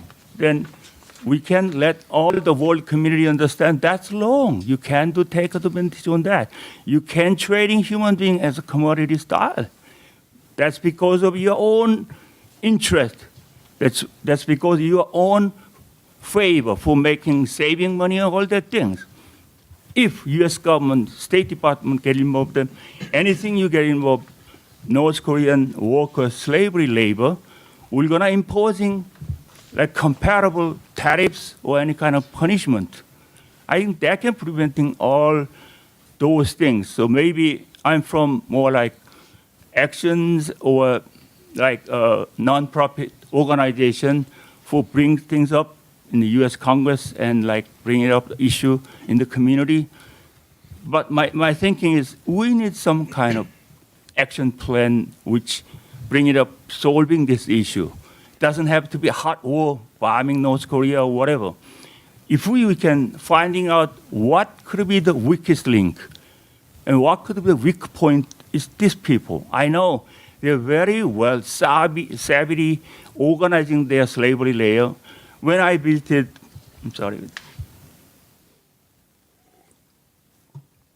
when I visited Beijing, I personally came to Pyongyang Sangwan, which is one of the North Korean-owned restaurant. I see all of the beautiful girls from Pyongyang, and I have a lot of curiosity. So I have a lot of questions to them. I intentionally visiting morning time and lunchtime and dinner time, what they do and how they respond about it, and why they come, and which group are you in, and which area in Pyongyang, which elementary school, which middle school, which high school, and which college. They tell me everything, what kind of training they done. And I found that they're very well. And one of the group, like a secretary of, a deputy secretary of state level in North Korea, the daughter of that group. What I mean is they are top of top family group. They're very well talented, all musical instruments, so nice. They sing even American popular songs so nicely, and they make good enjoyment for every people over that. But behind of it, one day I visiting their restaurant about 10 p.m., almost closing time, 11 p.m. I found out the watcher, which is from this security guard group, or normally we couldn't see him, but nighttime I see them, and early in the morning I could see them because I almost made them as a friend. I know every single person, actual name, their friend, relationship, who is your father, what do you do, what is your specialty, and they tell me all those things. I found out behind the scene they're terrible watchers, and they're just squeezing them and making money, and that bring back to Pyongyang, and that bring back to us threat, nuke threat, and also all those safety and security threat of U.S. citizens. So my suggestion is we should let Congress people and we should let the State Department people understand clearly, and we should see the tangible motion, tangible action, make things clear. Just knowing something is not good enough, I believe. So what I mean is we should make what could be the weakest link, what could be the weak point of crackdown, just like South Korea successfully 12 those kind of high-level, like restaurant worker, high-level family in North Korea came back to South Korea, which means there is a possibility, just like Cold War era. It's even worse than Cold War, I believe, for safety and security toward U.S. like United States. So we should make something, those kind of motion, bring that as a like statement, State Department, like the Human Rights Watch, and also preventing slavery labor trading. And I personally, we have an event next Monday, 5 p.m. with Chairman of Foreign Affairs Committee, Alois, and all the Korean American leaders, and talk about those kind of issues. So we have a plan asking to Congress some kind of motion, which is we are all gripping with authors' terrible tragedy. So all of this information, enough foundation for bring Kim Jong-un as a criminal of crime against humanity. So we try to pushing U.S. Congress, give me some motion, do something. We need that. So like international community combine effort together, accusing him. He's a crime against, he is a crime, like criminal of crime against humanity. Then even Russia and China, they're willing not to take advantage on the cheap labor. They try to cooperating with U.S. effort little by little and going up, I believe. So what I mean is, this is a great opportunity about the fact-finding. If the fact-finding, we got it, I think fact-finding is more than enough. Then we analyze it, analyzing that information, then we need some kind of action. So that action shouldn't have to be that much hot bombing and that thing. That's different, like a military folks doing. But for us, we let decision maker, let politician, let legislature do something for this situation, for like solving this one. I think we need some kind of combined effort, and hopefully more like Korean community joining for this function could be more good input from what we're feeling. And also, we could know more than anyone else about North Korea, how they feel, how they behave, what are you gonna do. So maybe combined effort is much closer to real solution for make the situation getting better. And thank you so much.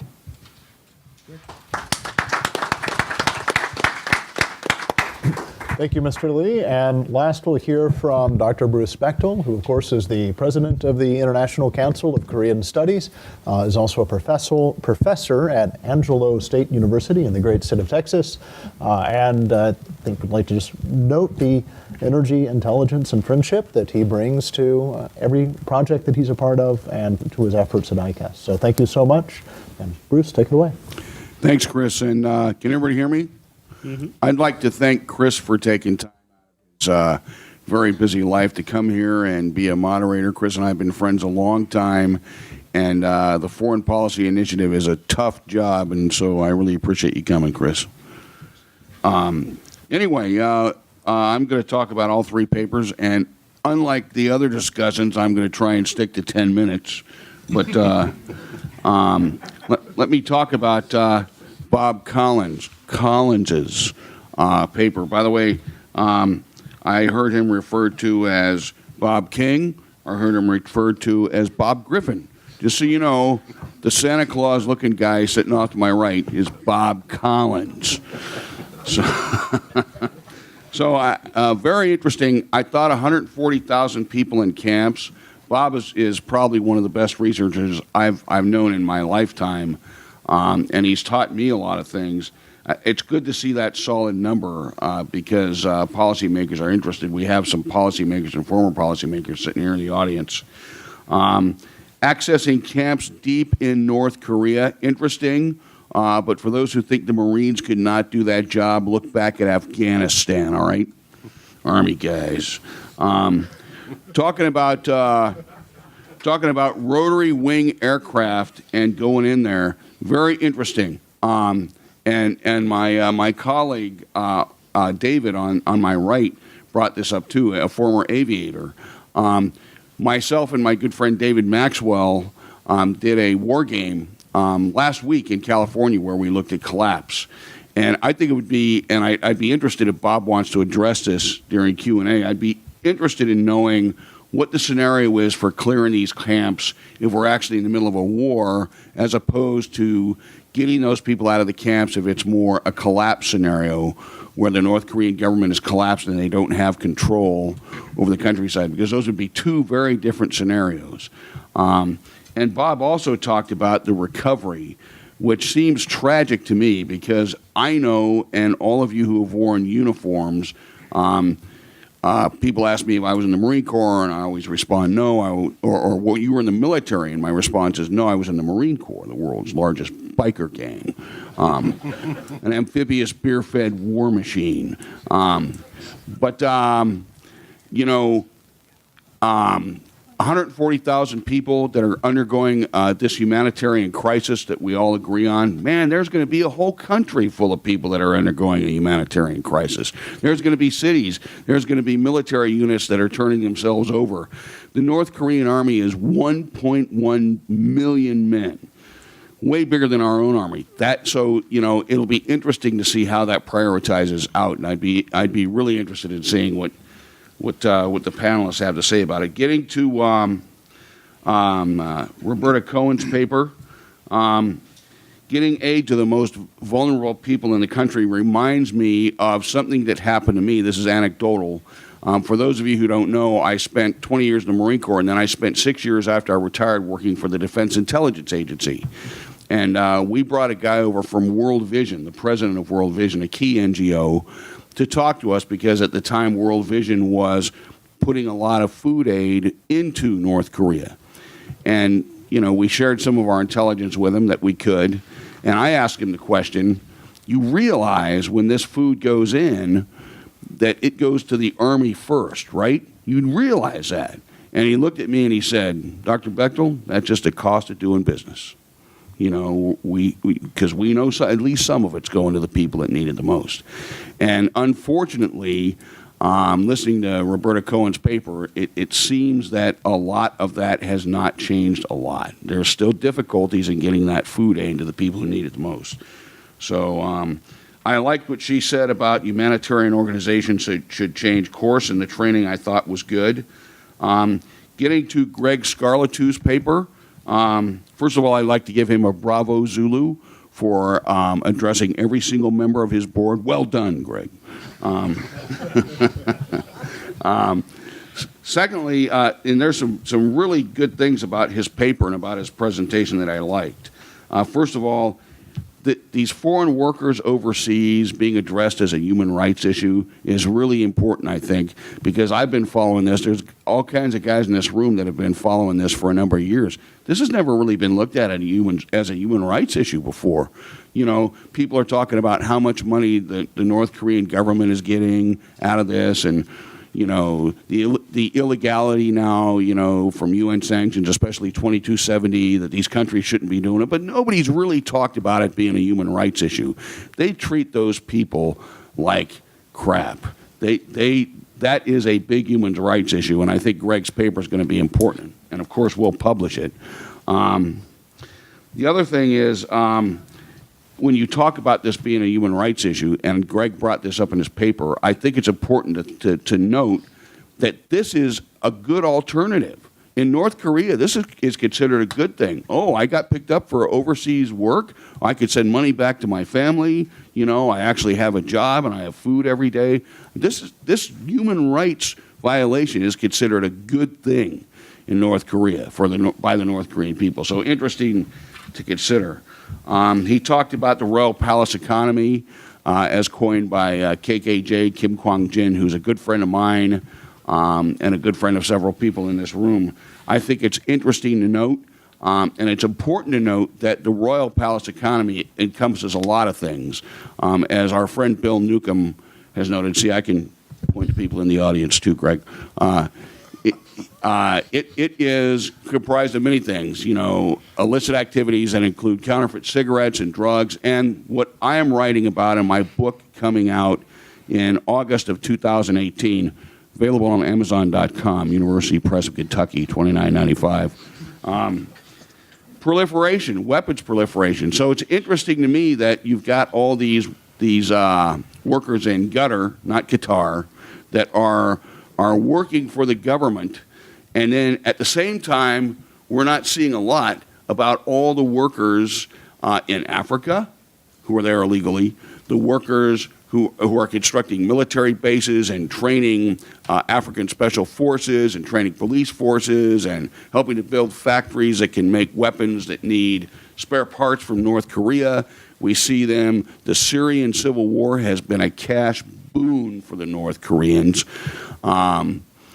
So, you know, the destruction and violence and instability that the North Koreans spread overseas is not just limited to the overseas workers, and I think that's important to keep in mind. And I'd really be interested in knowing what the numbers are in the Arab world if Greg could give them to me, because that's fascinating. They're in the paper. Because these are, I didn't read the whole thing, man, but it is fascinating to me that the numbers seem to be going up. And finally, just so you know a personal thing about me, this whole color TV thing Greg was talking about, this is how old I am. When I was 12, I had an operation and I came home. My dad was a professor, and as a gift to me, they got a color TV. And that Saturday was the first episode of Kung Fu. So I got to watch Kung Fu in color for the first time when I was 12. And I'll end there.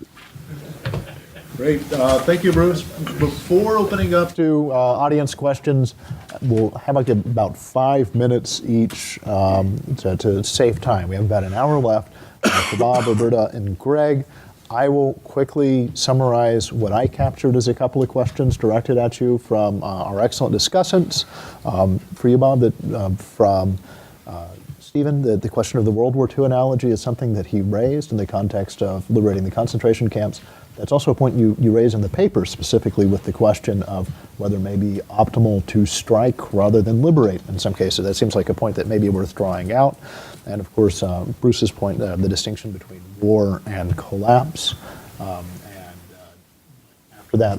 Roberta, I know that you captured some points as well, but it seemed like, particularly from Mr. Lee's comments, an interesting distinction that he raised, and one that may be lost on those of us who don't think of these issues continuously, is that the humanitarian bucket of issues, the human rights bucket of issues, and both the distinction, and are there any challenges of trying to operationalize humanitarianism for human rights motives? And is there any caveats that you'd have as we look at these relationships? And then finally, to Greg, once again picking up on a point that Stephen made, the question of information inflows is something that he raised at the end. What about a quarter of these workers are not in Russia or China? From your perspective, if we're trying to get information to North Koreans, is this perhaps a more fertile field as we look at those? Presumably, it's easier to reach somebody who may be in Poland than in Pyongyang. It's just something that I would speculate on.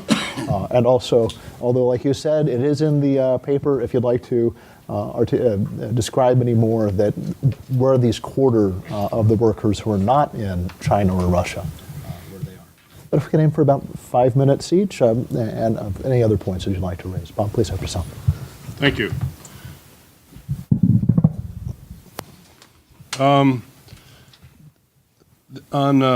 Historically, in 1944, President Roosevelt founded an element in the executive branch called the War Relief Board. And the War Relief Board came up, and this is a precedence for what this paper is all about. The War Relief Board came up with some recommendations to go do rescue operations of the Nazi death camps in Germany and towards the east. The War Department figured out that, or made the point of, in order to do this, we'd have to divert so many air assets away from bombing runs against Germany, and that it might extend the war. And so, and the effectiveness of those types of B-25s, B-24s, B-17s, their effectiveness to do much in terms of the rescue operations, they thought it would be better to just go ahead and finish the war and defeat Germany, get them to surrender, and then free the camps, which is, in the end, was what happened. But that is a precedence for the consideration. So the President of the United States has faced this question before. But they declined because of a number of things, and I doubt it was just only the air assets that they did not want to divert.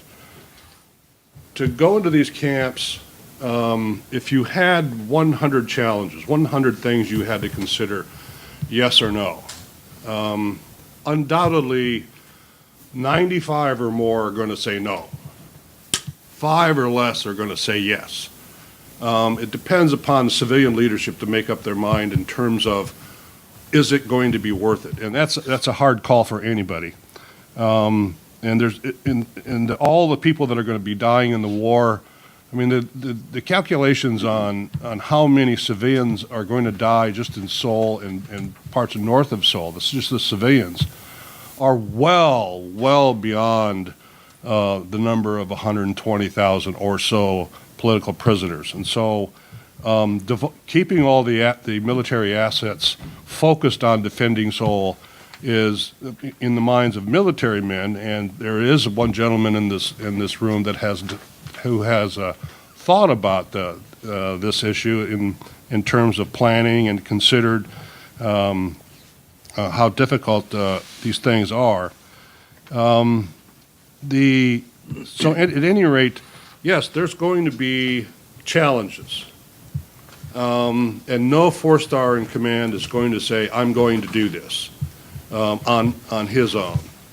He would have to get an order from the two presidents in order to do that. Now, having said that, that doesn't mean that the ROC and U.S. forces can't plan for something like this and make a branch plan to look at the feasibility, and then if there is a feasibility or an expectation that this might be ordered, then to train for it.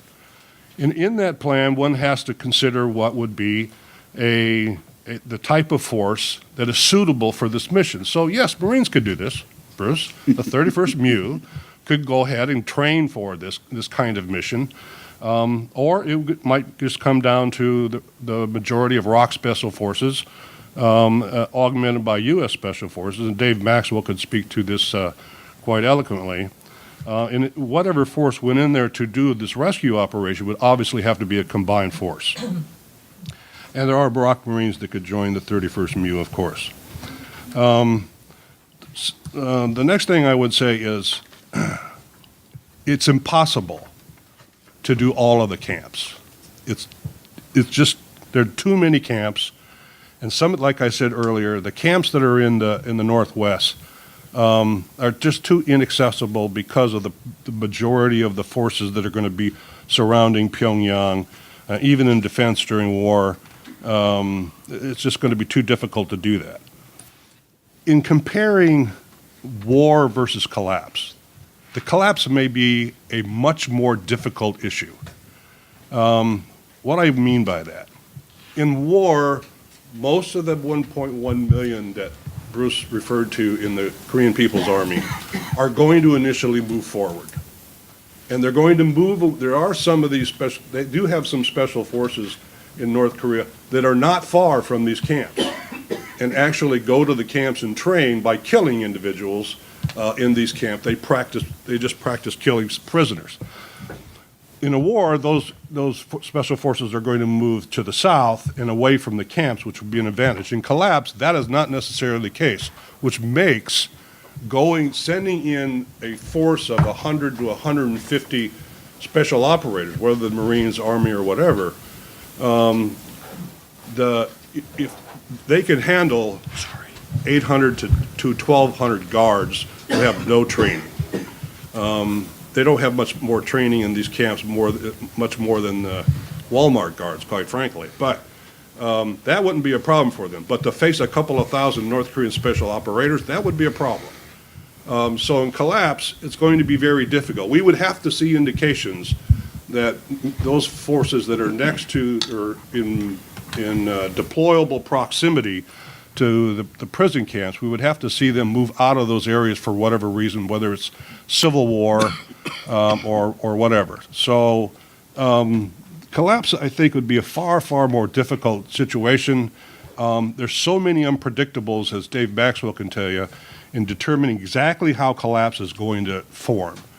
And if we can't figure out exactly how collapse is going to happen, then it's probably true that we can't figure out when the supreme leader of North Korea, Kim Jong-un, would make the decision to go ahead and eliminate all of the prisoners during that process. If he sees if he sees himself losing control of North Korea and the ruling apparatus, there are probably some assumptions of orders that say, yeah, let's do this immediately, and that may or may not be carried out in a collapsing process.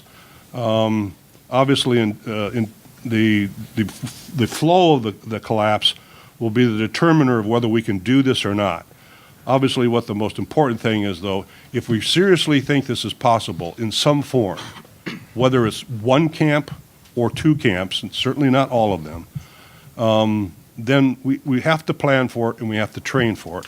We have to realize that going to these camps is not going to be easy. Yes, you can do airborne operations, but I've looked at the photographs and potential landing zones.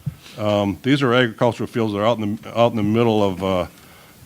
They become sitting ducks, and obviously they would have to go in at nighttime. But it just strikes me that a rotary lodgement into these camps would be far better, more effective for the force that went in there. And last point, liberating them and letting them go, that would be somewhat problematic because then finding food is going to be going to be difficult. Landing our forces, I mean, we could airdrop in supplies and food. A North Korean that has been in these prison camps for a long time, they could live 2 months on something that a South Korean could live on in 2 weeks. So there's a lot of considerations. I haven't even begun to touch more than 10% of the issues. But for the sake of time, I'll just end right there. Thank you. Roberta?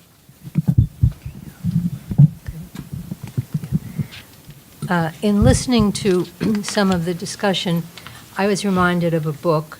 It's not a book I wrote, but it's a book I recommend. It came out a number of years ago. It's called In the Garden of the Beasts. And what's very interesting about this book is it's a kind of historical account of when the American ambassador arrived in Germany during the Nazi period, just as the Nazis were coming into power, and nobody quite knew what that all meant. And what's fascinating about the book is you could see, looking back, that what is it they see and what is it they don't see?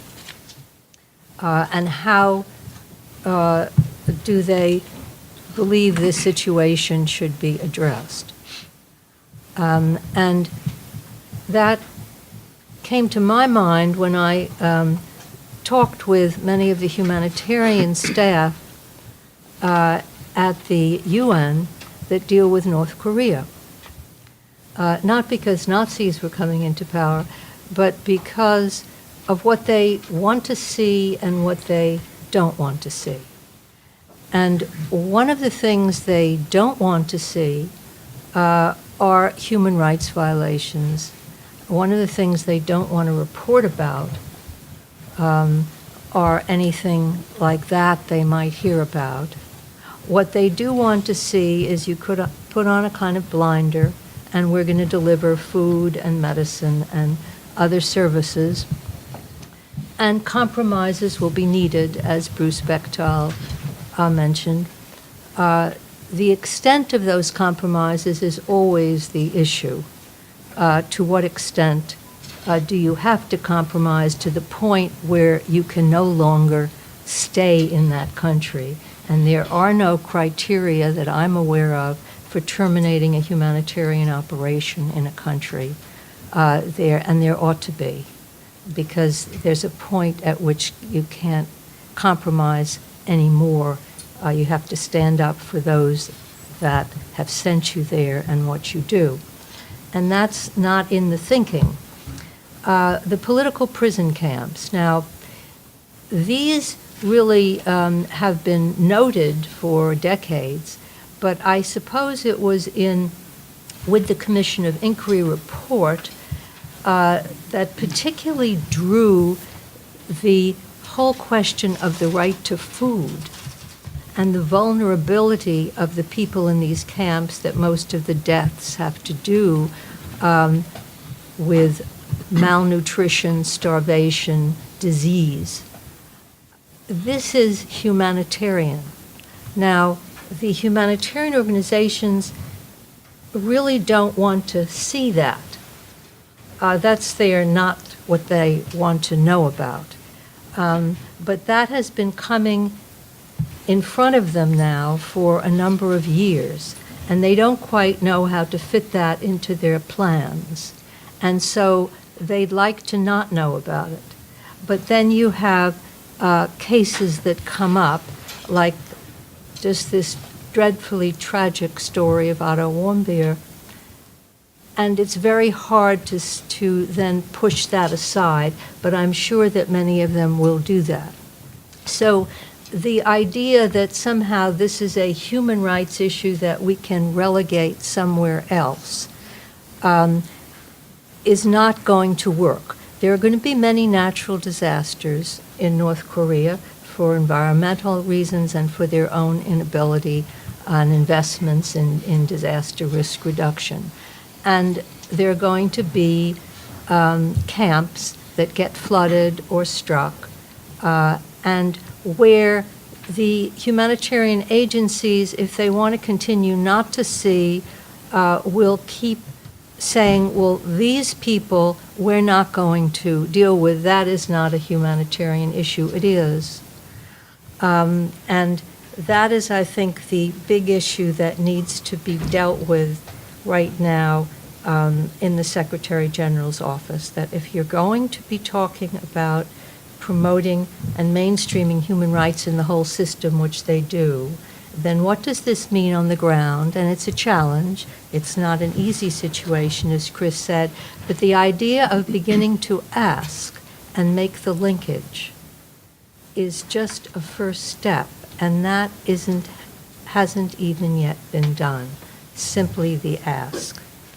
And so I come away with, if you wish to talk about what we should do, I think that it should be more and more known to humanitarian agencies that they have a responsibility on the ground, not just to certain people that it's easy to have access to, but they have to begin to ask about all the other people, including those in the prison camps and the detention facilities and the re-education through labor camps, whose numbers are not insignificant, and even if they were, these are the most vulnerable and marginalized people in the country, and that is supposed to be their objective. So there, I think we have a real debate on our hands, and I would hope that that would begin to make its way into the thinking, too, of governments that are planning to give humanitarian aid to North Korea, whether it's for political reasons, whether it's to seal a nuclear deal, that somehow they have to be aware how that aid is not just going to be monitored and kept away from the military, but how it's actually going to reach people who are really, really vulnerable and at risk in the country. Thank you. Greg, you have the final word before we open the Q&A. Great, thank you very much. So vulnerability has come up quite a lot today. When one looks at this issue of overseas workers, it becomes quite evident that the regime, the Kim regime, thrives on vulnerability and corruption. If you think of perhaps a college graduate with an office job who chooses to go overseas to Qatar or Russia as a construction worker while leaving the family behind, this is a truly desperate situation. This is an extraordinarily vulnerable person who is very likely, the point has been made, so happy to send $100 back home while 900 or more is confiscated by the government. I'm also a huge soccer fan, Steve, and I miss World Cups in the UK, in France, in Argentina, and other places. Not because they're beautiful countries and developed countries. We could have wonderful World Cups in the developing world as well. But by having World Cups in countries that suffer from a very low degree of transparency and corruption, these become huge money laundering operations. Fraud is involved in the process, and slave labor is very directly employed in the process of extracting huge profits from this operation. Steve, you made the point about Qatar and Russia. Of course, the reason behind this steep increase in the number of workers dispatched to Russia is the World Cup, infrastructure construction. So going back to the question asked by Bruce and Chris, the detailed number of workers, again, in Russia, 29,000 in construction, forestry, and agriculture, up from 20,000 in 2014. China, 18,000 in sewing and IT, 1,000 fewer than 19,000 in 2014. Mongolia, 1,300 in construction, sewing, and agriculture, pretty much the same number as 3 years ago. Kuwait, 3,700 construction workers, down from 5,000 in 2014. The United Arab Emirates, 1,500 construction workers, down from 2,000 in 2014. Qatar, or Qatar, we're still having a debate in the office over the name of the country. 2,800 construction medical workers, higher than 1,800 in 2014. In Angola, 600 medical workers and military instructors, Bruce, down from 1,000 in 2014. Malta, unfortunately, I was unable to confirm the number. Poland, 400 medical and agricultural workers left, slightly down from 400 to 500 in 2014. The shipyard workers are being phased out. we didn't know of North Korean workers in Belarus in 2014. There are 200 construction workers in Belarus today, 400 in Malaysia in construction and IT, down from 300 in 2014. I was unable to determine the number of North Korean miners currently in Malaysia. And Steve, you're right. Estimates in Russia run as high up as 50,000. I tried to go with the most conservative numbers.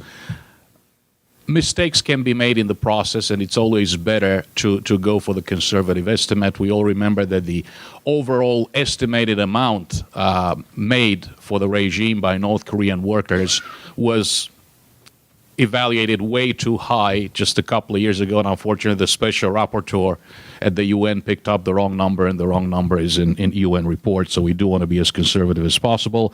Vietnam, 50 restaurant workers. Oman, 100 construction workers. Libya, just 20 medical workers left. Construction workers fled the country after the civil war erupted. Very interestingly, and Roberta knows that we've been following this issue very closely, previously, when communism fell in Eastern Europe in 1989, they rounded up all the students and sent them home right away. They were unable or unwilling to do that in Libya, perhaps fearful that they might import the Arab Spring virus into North Korea.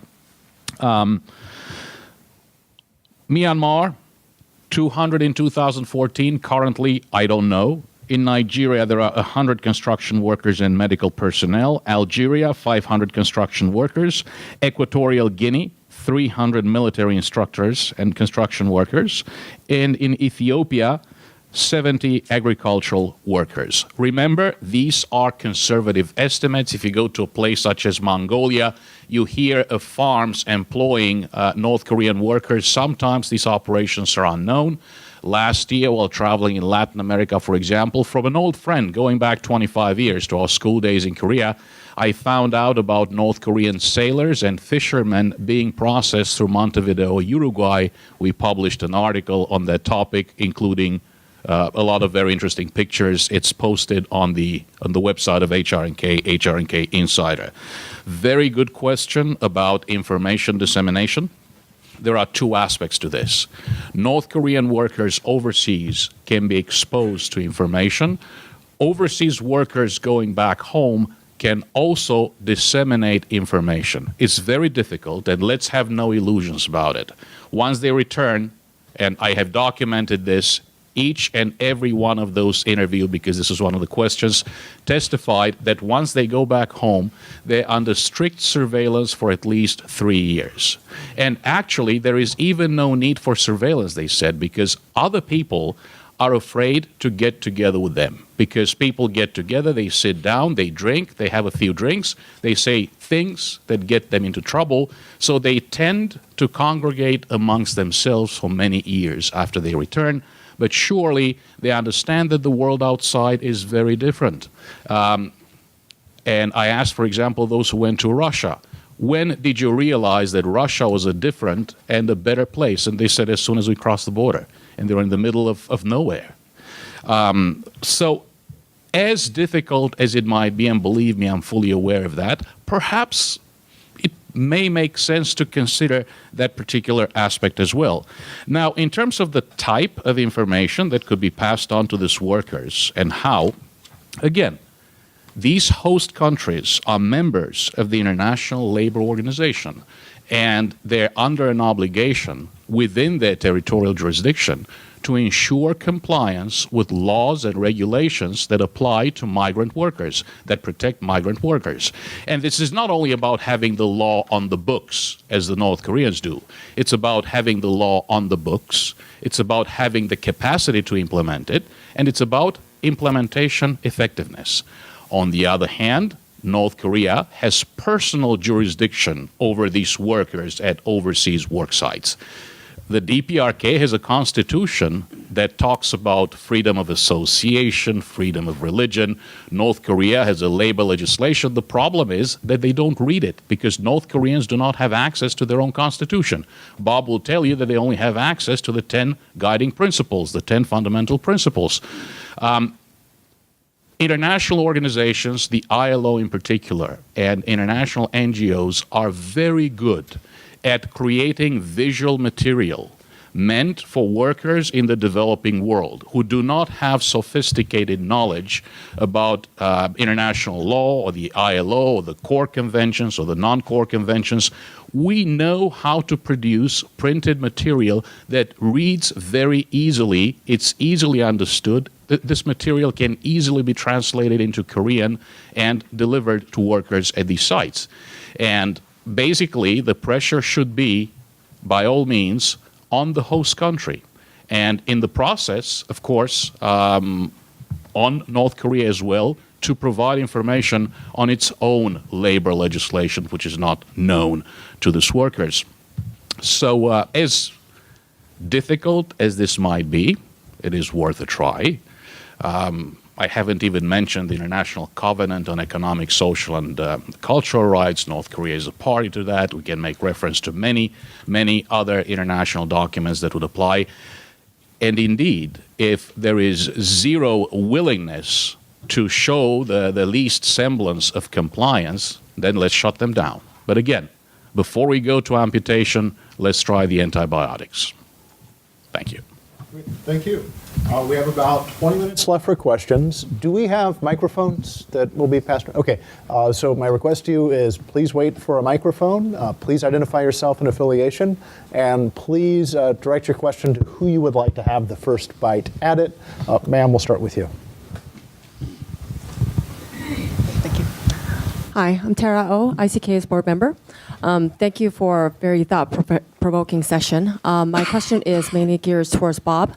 Thank you for addressing this topic of rescuing those in the prison camps, which is very important, especially in light of the fact that there is a standing order to execute all these prisoners in case there's a war or a contingency. Now, you've also highlighted how difficult it is to execute. And I'm just wondering if we can sort of think back and focus on the guards because they are on the front end, and maybe employ some sort of information campaign to let them know, and this can start now before anything else happens, that that if they do go through with the orders, executing those orders, then they will be held accountable. And number two, but if they don't, and if they modify their behavior, then perhaps they can have a part in the new society, maybe even some color TVs. And number three, to remind them the reason why this standing order exists is to get rid of the evidence that there are existence of these prison camps in North Korea. So, but I mean, they themselves are also the evidence that these camps exist. So if they are aware of that, then maybe that'll modify their behavior in terms of executing the standing orders, and maybe even how they treat the current prisoner camps now. So I was just wondering if you had maybe further comment about that, or using information in general. And just a brief follow-on to what Greg said about those 12 restaurant workers.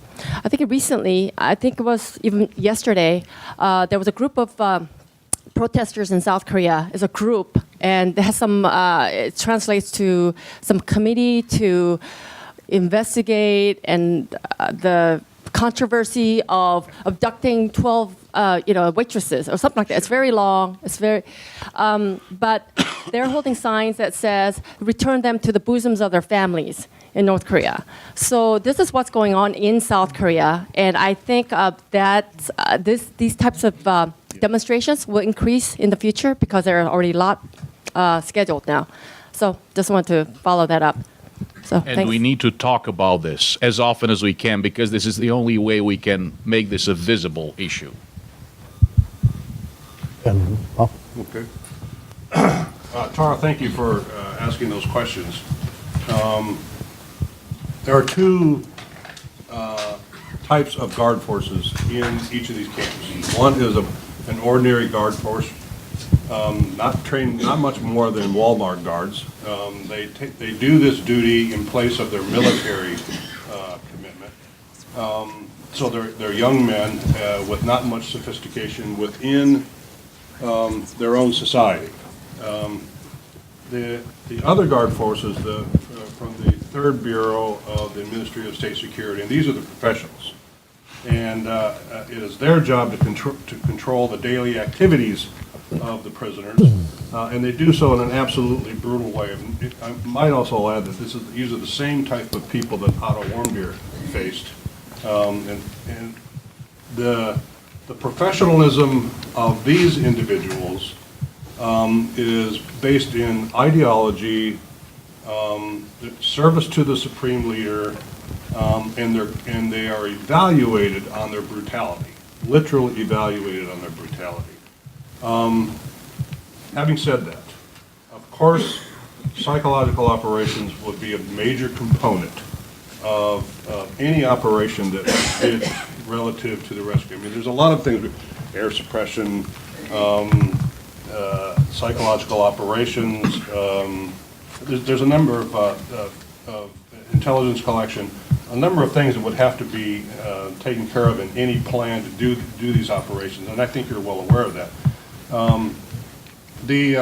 So dropping leaflets onto the camps is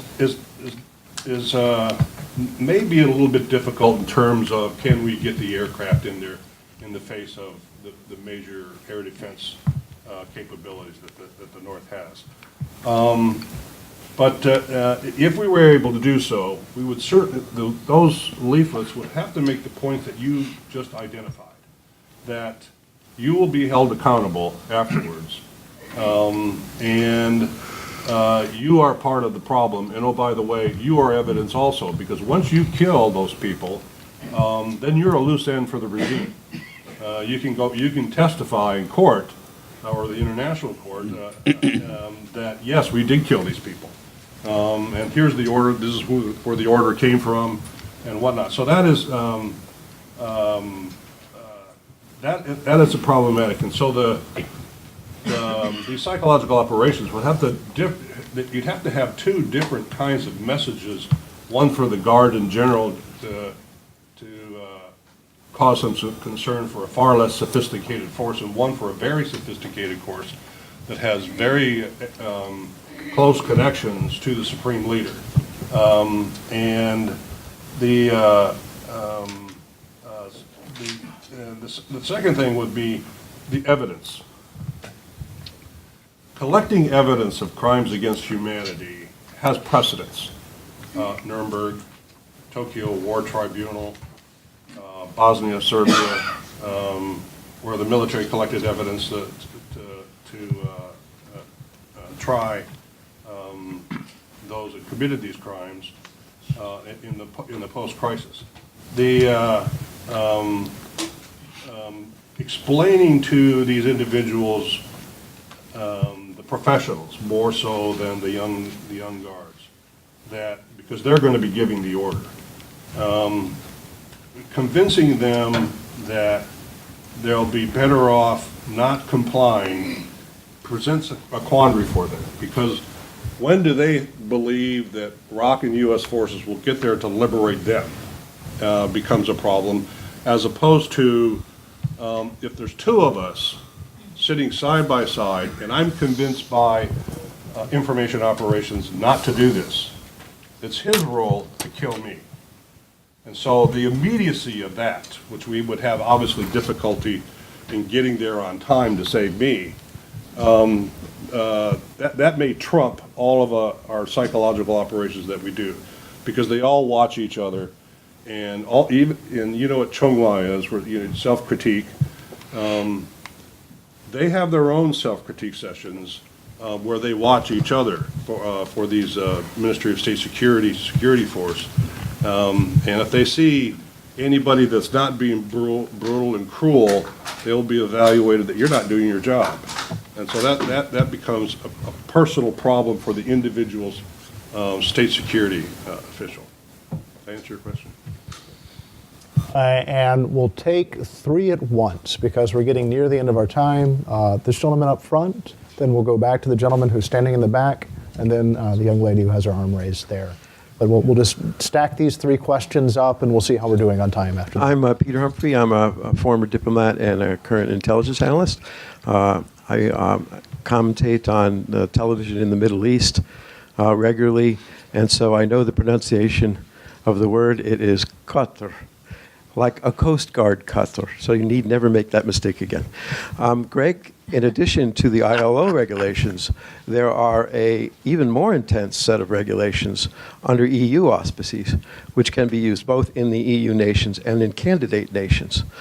So there's no excuse whatsoever for anybody associated with the EU to ever be taking in North Koreans. I have to tread a little carefully here. This business of liberating prison camps has been wargamed. And to get around the personnel problem, the conclusion was that we want to very cleverly and stealthily deliver thousands of very small arms to the prisoners with simultaneous information operations to let them know the regime is failing, and here's your chance to avoid a slaughter. And I just sort of wonder if you discount the result of that war game conclusion. Then, gentleman in the back.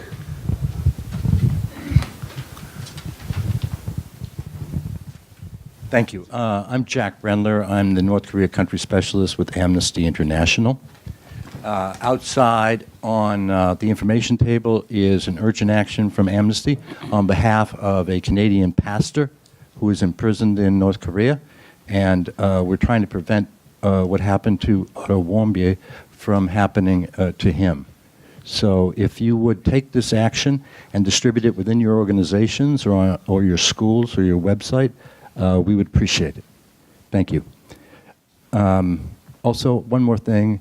If you want to read an imagined description, not a fictional description, of what a North Korean prison camp is like, then I would recommend to you a book called The Orphan Master's Son by Adam Johnson. The Orphan Master's Son. Thank you. Then the young lady there. Thank you. I'm a student from I'm Curie Park from Yonsei University, South Korea. I had two questions. First to Mr. Greg Scarlatoy. You have mentioned how human rights issues can be a point of cooperation for the two regimes in South Korea and U.S. But I was wondering how addressing human rights issues could be compatible with the engagement policy that the Moon administration seems to be gravitating towards. And the second question is to Dr. Cohen. You've mentioned how it has not even been asked how humanitarian aid, we can make sure that humanitarian aids get to the people who are truly vulnerable. And you have also acknowledged the difficulty of doing that. But if I may ask, can you give us your insights into how this may be done, how we might ensure the humanitarian aids that are given in governmental scales can get to the people who really need it without provoking the regime, if that's the right way to put it? We have, great, we have questions for each of our presenters. Why don't we just go in order down the row that Bob on the initial question about delivering small arms to prisoners. On the war games, those are good points. And going through the planning for the process, making this grants plans, and looking at all the alternatives that we can do. Certainly that is an alternative that does not detract valuable resources critical to the war front fight. And that's the biggest advantage of that particular operation. What it doesn't do, it doesn't give the Republic of Korea the advantage of convincing post-crisis the international community has in terms of treatment, having concern for these prisoners, and convincing the international community to support reunification on ROC terms. Now, on the balance, if I was the 4-star running the Combined Forces Command, I'd say my own personal opinion would be that's a very good alternative for the war, but it would have to be obviously after the suppression of enemy air defense. It would have to be after the movement of special forces in the Korean People's Army away from the camps. Again, it could only be done in the east. The last thing I would say is there is an advantage in Camp 16 because it's next to Punggye, the nuclear site, and so that could be a double operation that would require, if we don't use the term anymore, of exploitation, elimination and exploitation, but countering weapons of mass destruction. The same force, or sister force, would go in and complement each other to conduct those two different kinds of missions. And then I have one last thing. Whenever Greg answers questions, I'd like to ask him, why is there such a huge increase in the workers in Russia?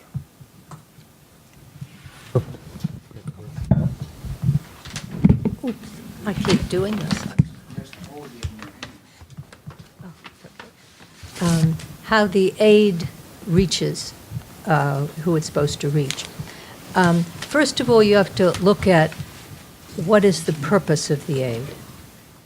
If the purpose of the aid is political, which means engagement, and then it doesn't really matter where it goes as far as the donor is concerned, and I think that thinking has to change, because the purpose of humanitarian aid should be to reach people who need it. Now, what I find interesting, and here Bob King might want to comment, the U.S. had a lot of experience with this, and in 2012 there were negotiations over how you make sure aid reaches where it's supposed to. And there's a whole history to this, but I'll just kind of make it in a sentence. Some of the aid was to be from the U.S. to North Korea, which didn't go. This was the famous Leap Day Agreement. I think it was corn gruel that was supposed to be sent. This is something the military doesn't want to eat, or the elite in North Korea. So that would be one way. A whole group of criteria, really, for how to do this was developed. The World Food Program was measuring the arms of children to make sure that they really did get food once it was given and they were then off scene. So there are many ways the aid agencies devised to try to get their aid to reach the people who needed it. Some of them were no doubt successful. Interesting is that North Korea, at some points, because they needed the aid, don't forget they have needed aid, and even though they have a terrific tolerance for the starvation and ill treatment of their population, they did need aid to come in, and they began to accept some of these criteria, and that is important to note. Now, I'm taking it much step further in terms of trying to reach vulnerable people in camp situations. But North Korea at one point accepted no access, no aid. That if we don't get access, the donors are saying, then there'll be no aid. Now, I believe that given the fact that North Korea accepted certain principles in 2014 having to do with aid reaching the most vulnerable, it's an entry point for a discussion with them in giving aid.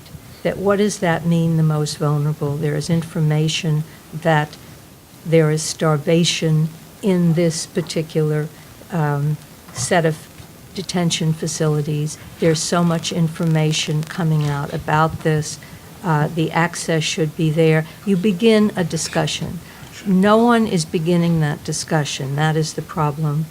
And there isn't enough of a comprehensive look at how aid is given to North Korea so that altogether countries make certain demands on North Korea. If the Republic of Korea, when it gives aid, used the same criteria as the United States does, for example, or if China could be brought aboard, and if the UN agencies would also come aboard to try to reach the most vulnerable, and perhaps that's a hopeless idea. I'm always attracted to hopeless causes. But I think that this is your beginning, and I think you may be able to get somewhere. And on the expulsion issue, which is usually what the agencies raise, will be expelled. There are some humanitarian staff that have raised prison issues with the North Koreans. It's not known, it's never reported. They were not asked to leave. Okay. Greg, you get the final word. Great, thank you. Going to Peter, Qatar. English is not my first language. It's Qatar in Romanian. Mispronouncing a word or two is part of my Balkan charm. Thank you. Bob's question first, Russia and then engagement. It's World Cup stadium construction. A humongous amount of money is pumped into these infrastructure projects. We all know what happened in Sochi, also in the Russian Federation. A lot of people, it's safe to assume, cook the books. Labor is exploited. Again, North Koreans are the bottom of the heap. They're exported as a commodity by their own regime, and this commodity is most precious in places that have a very low level of transparency and a very low level of compliance with applicable labor legislation. EU, great point. It's in the paper. Please read it, Peter. And Steve, you have made this point about workplace safety. It's absolutely abysmal, especially in Russia. I have seen, and I'm in possession of pictures of North Korean workers working at high elevation on the scaffolding with no safety feature, no harness whatsoever. Engagement and human rights, the million-dollar question. Some of us were very upset about 10 years ago when South Korea abstained on a Human Rights Council resolution addressing North Korean human rights. I am cautiously optimistic. The world today is different from the world 10 years ago.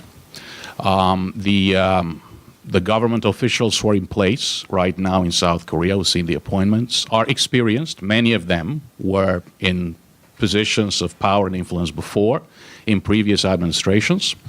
And we know much more about the North Korean human rights situation. There are many more former North Koreans living in South Korea today. There are 30,000 of them. We know much more due to the great work of Jack Rendler and others, colleagues of ours, NGOs that have been investigating these issues. We know so much more due to the work of Ambassador King and our own reporting by our own State Department, South Korean NGOs, and of course, first and foremost, the UNCOI, Michael Kirby, and the other commissioners. So I think it will be very hard to go back in time 10 years and deny that these abysmal violations are happening in North Korea. So I'm always in favor of engagement. I'm always in favor of diplomacy. Diplomacy is a very important element of national power, but it must be engagement and diplomacy based on a solid understanding of the Kim regime, of its identity, its strategic objectives, and what Bob Collins has coined as its deliberate policy of human rights denial, which it employs in order to maintain itself in power. A point that Roberta has made on numerous occasions is that we have been successful in having this UNCOI report, in placing North Korean human rights on the agenda of the UN Human Rights Council 3 times, 2014, 15, 16, in December. We've had several very strong resolutions in the UN Human Rights Council, at the UN General Assembly. This has been possible because of what I call, and what Roberta often mentions, a coalition of the like-minded. The United States, the European Union, South Korea, Japan, and of course many others, Australia, New Zealand. This coalition of the like-minded that has been so keen on pursuing a human rights agenda at the United Nations cannot survive without the Republic of Korea or without the United States. And again, I'm cautiously optimistic because the South Korean foreign minister is Mrs. Kang Kyung-hwa, who was a very seasoned and senior UN official prior to taking up this position. So I think that we'll have to be patient, we'll have to wait, and most importantly, we will have to continue to aggressively pursue our work to investigate the abuses, to report on the abuses. We will continue our advocacy work, and we will have to just work harder to make sure that human rights stays at the top of the agenda and is not again outplayed by other concerns, political security concerns, nukes, nuclear weapons, other human rights crises elsewhere in the world. Thank you, Greg. We're actually going to take a pause now because your lunch has arrived and we cannot in good conscience keep you from your lunch. However, 11:45. Lunch is here. We're going to start the second panel at 1:30. You mean at 12 noon? 1:30. Oh, the second, but the lunch discussion. Lunch is here. Yeah, so we're going to take a break, grab lunch, come back with General John Tolelli for the lunch discussion. In the meantime, I believe our speakers will be here a few minutes more to engage with conversation while we get our lunch. This session has been provocative in the best possible ways, really looking at some new aspects of these issues. And I hope you'll join me in thanking our presenters and our discussants for such a great conversation.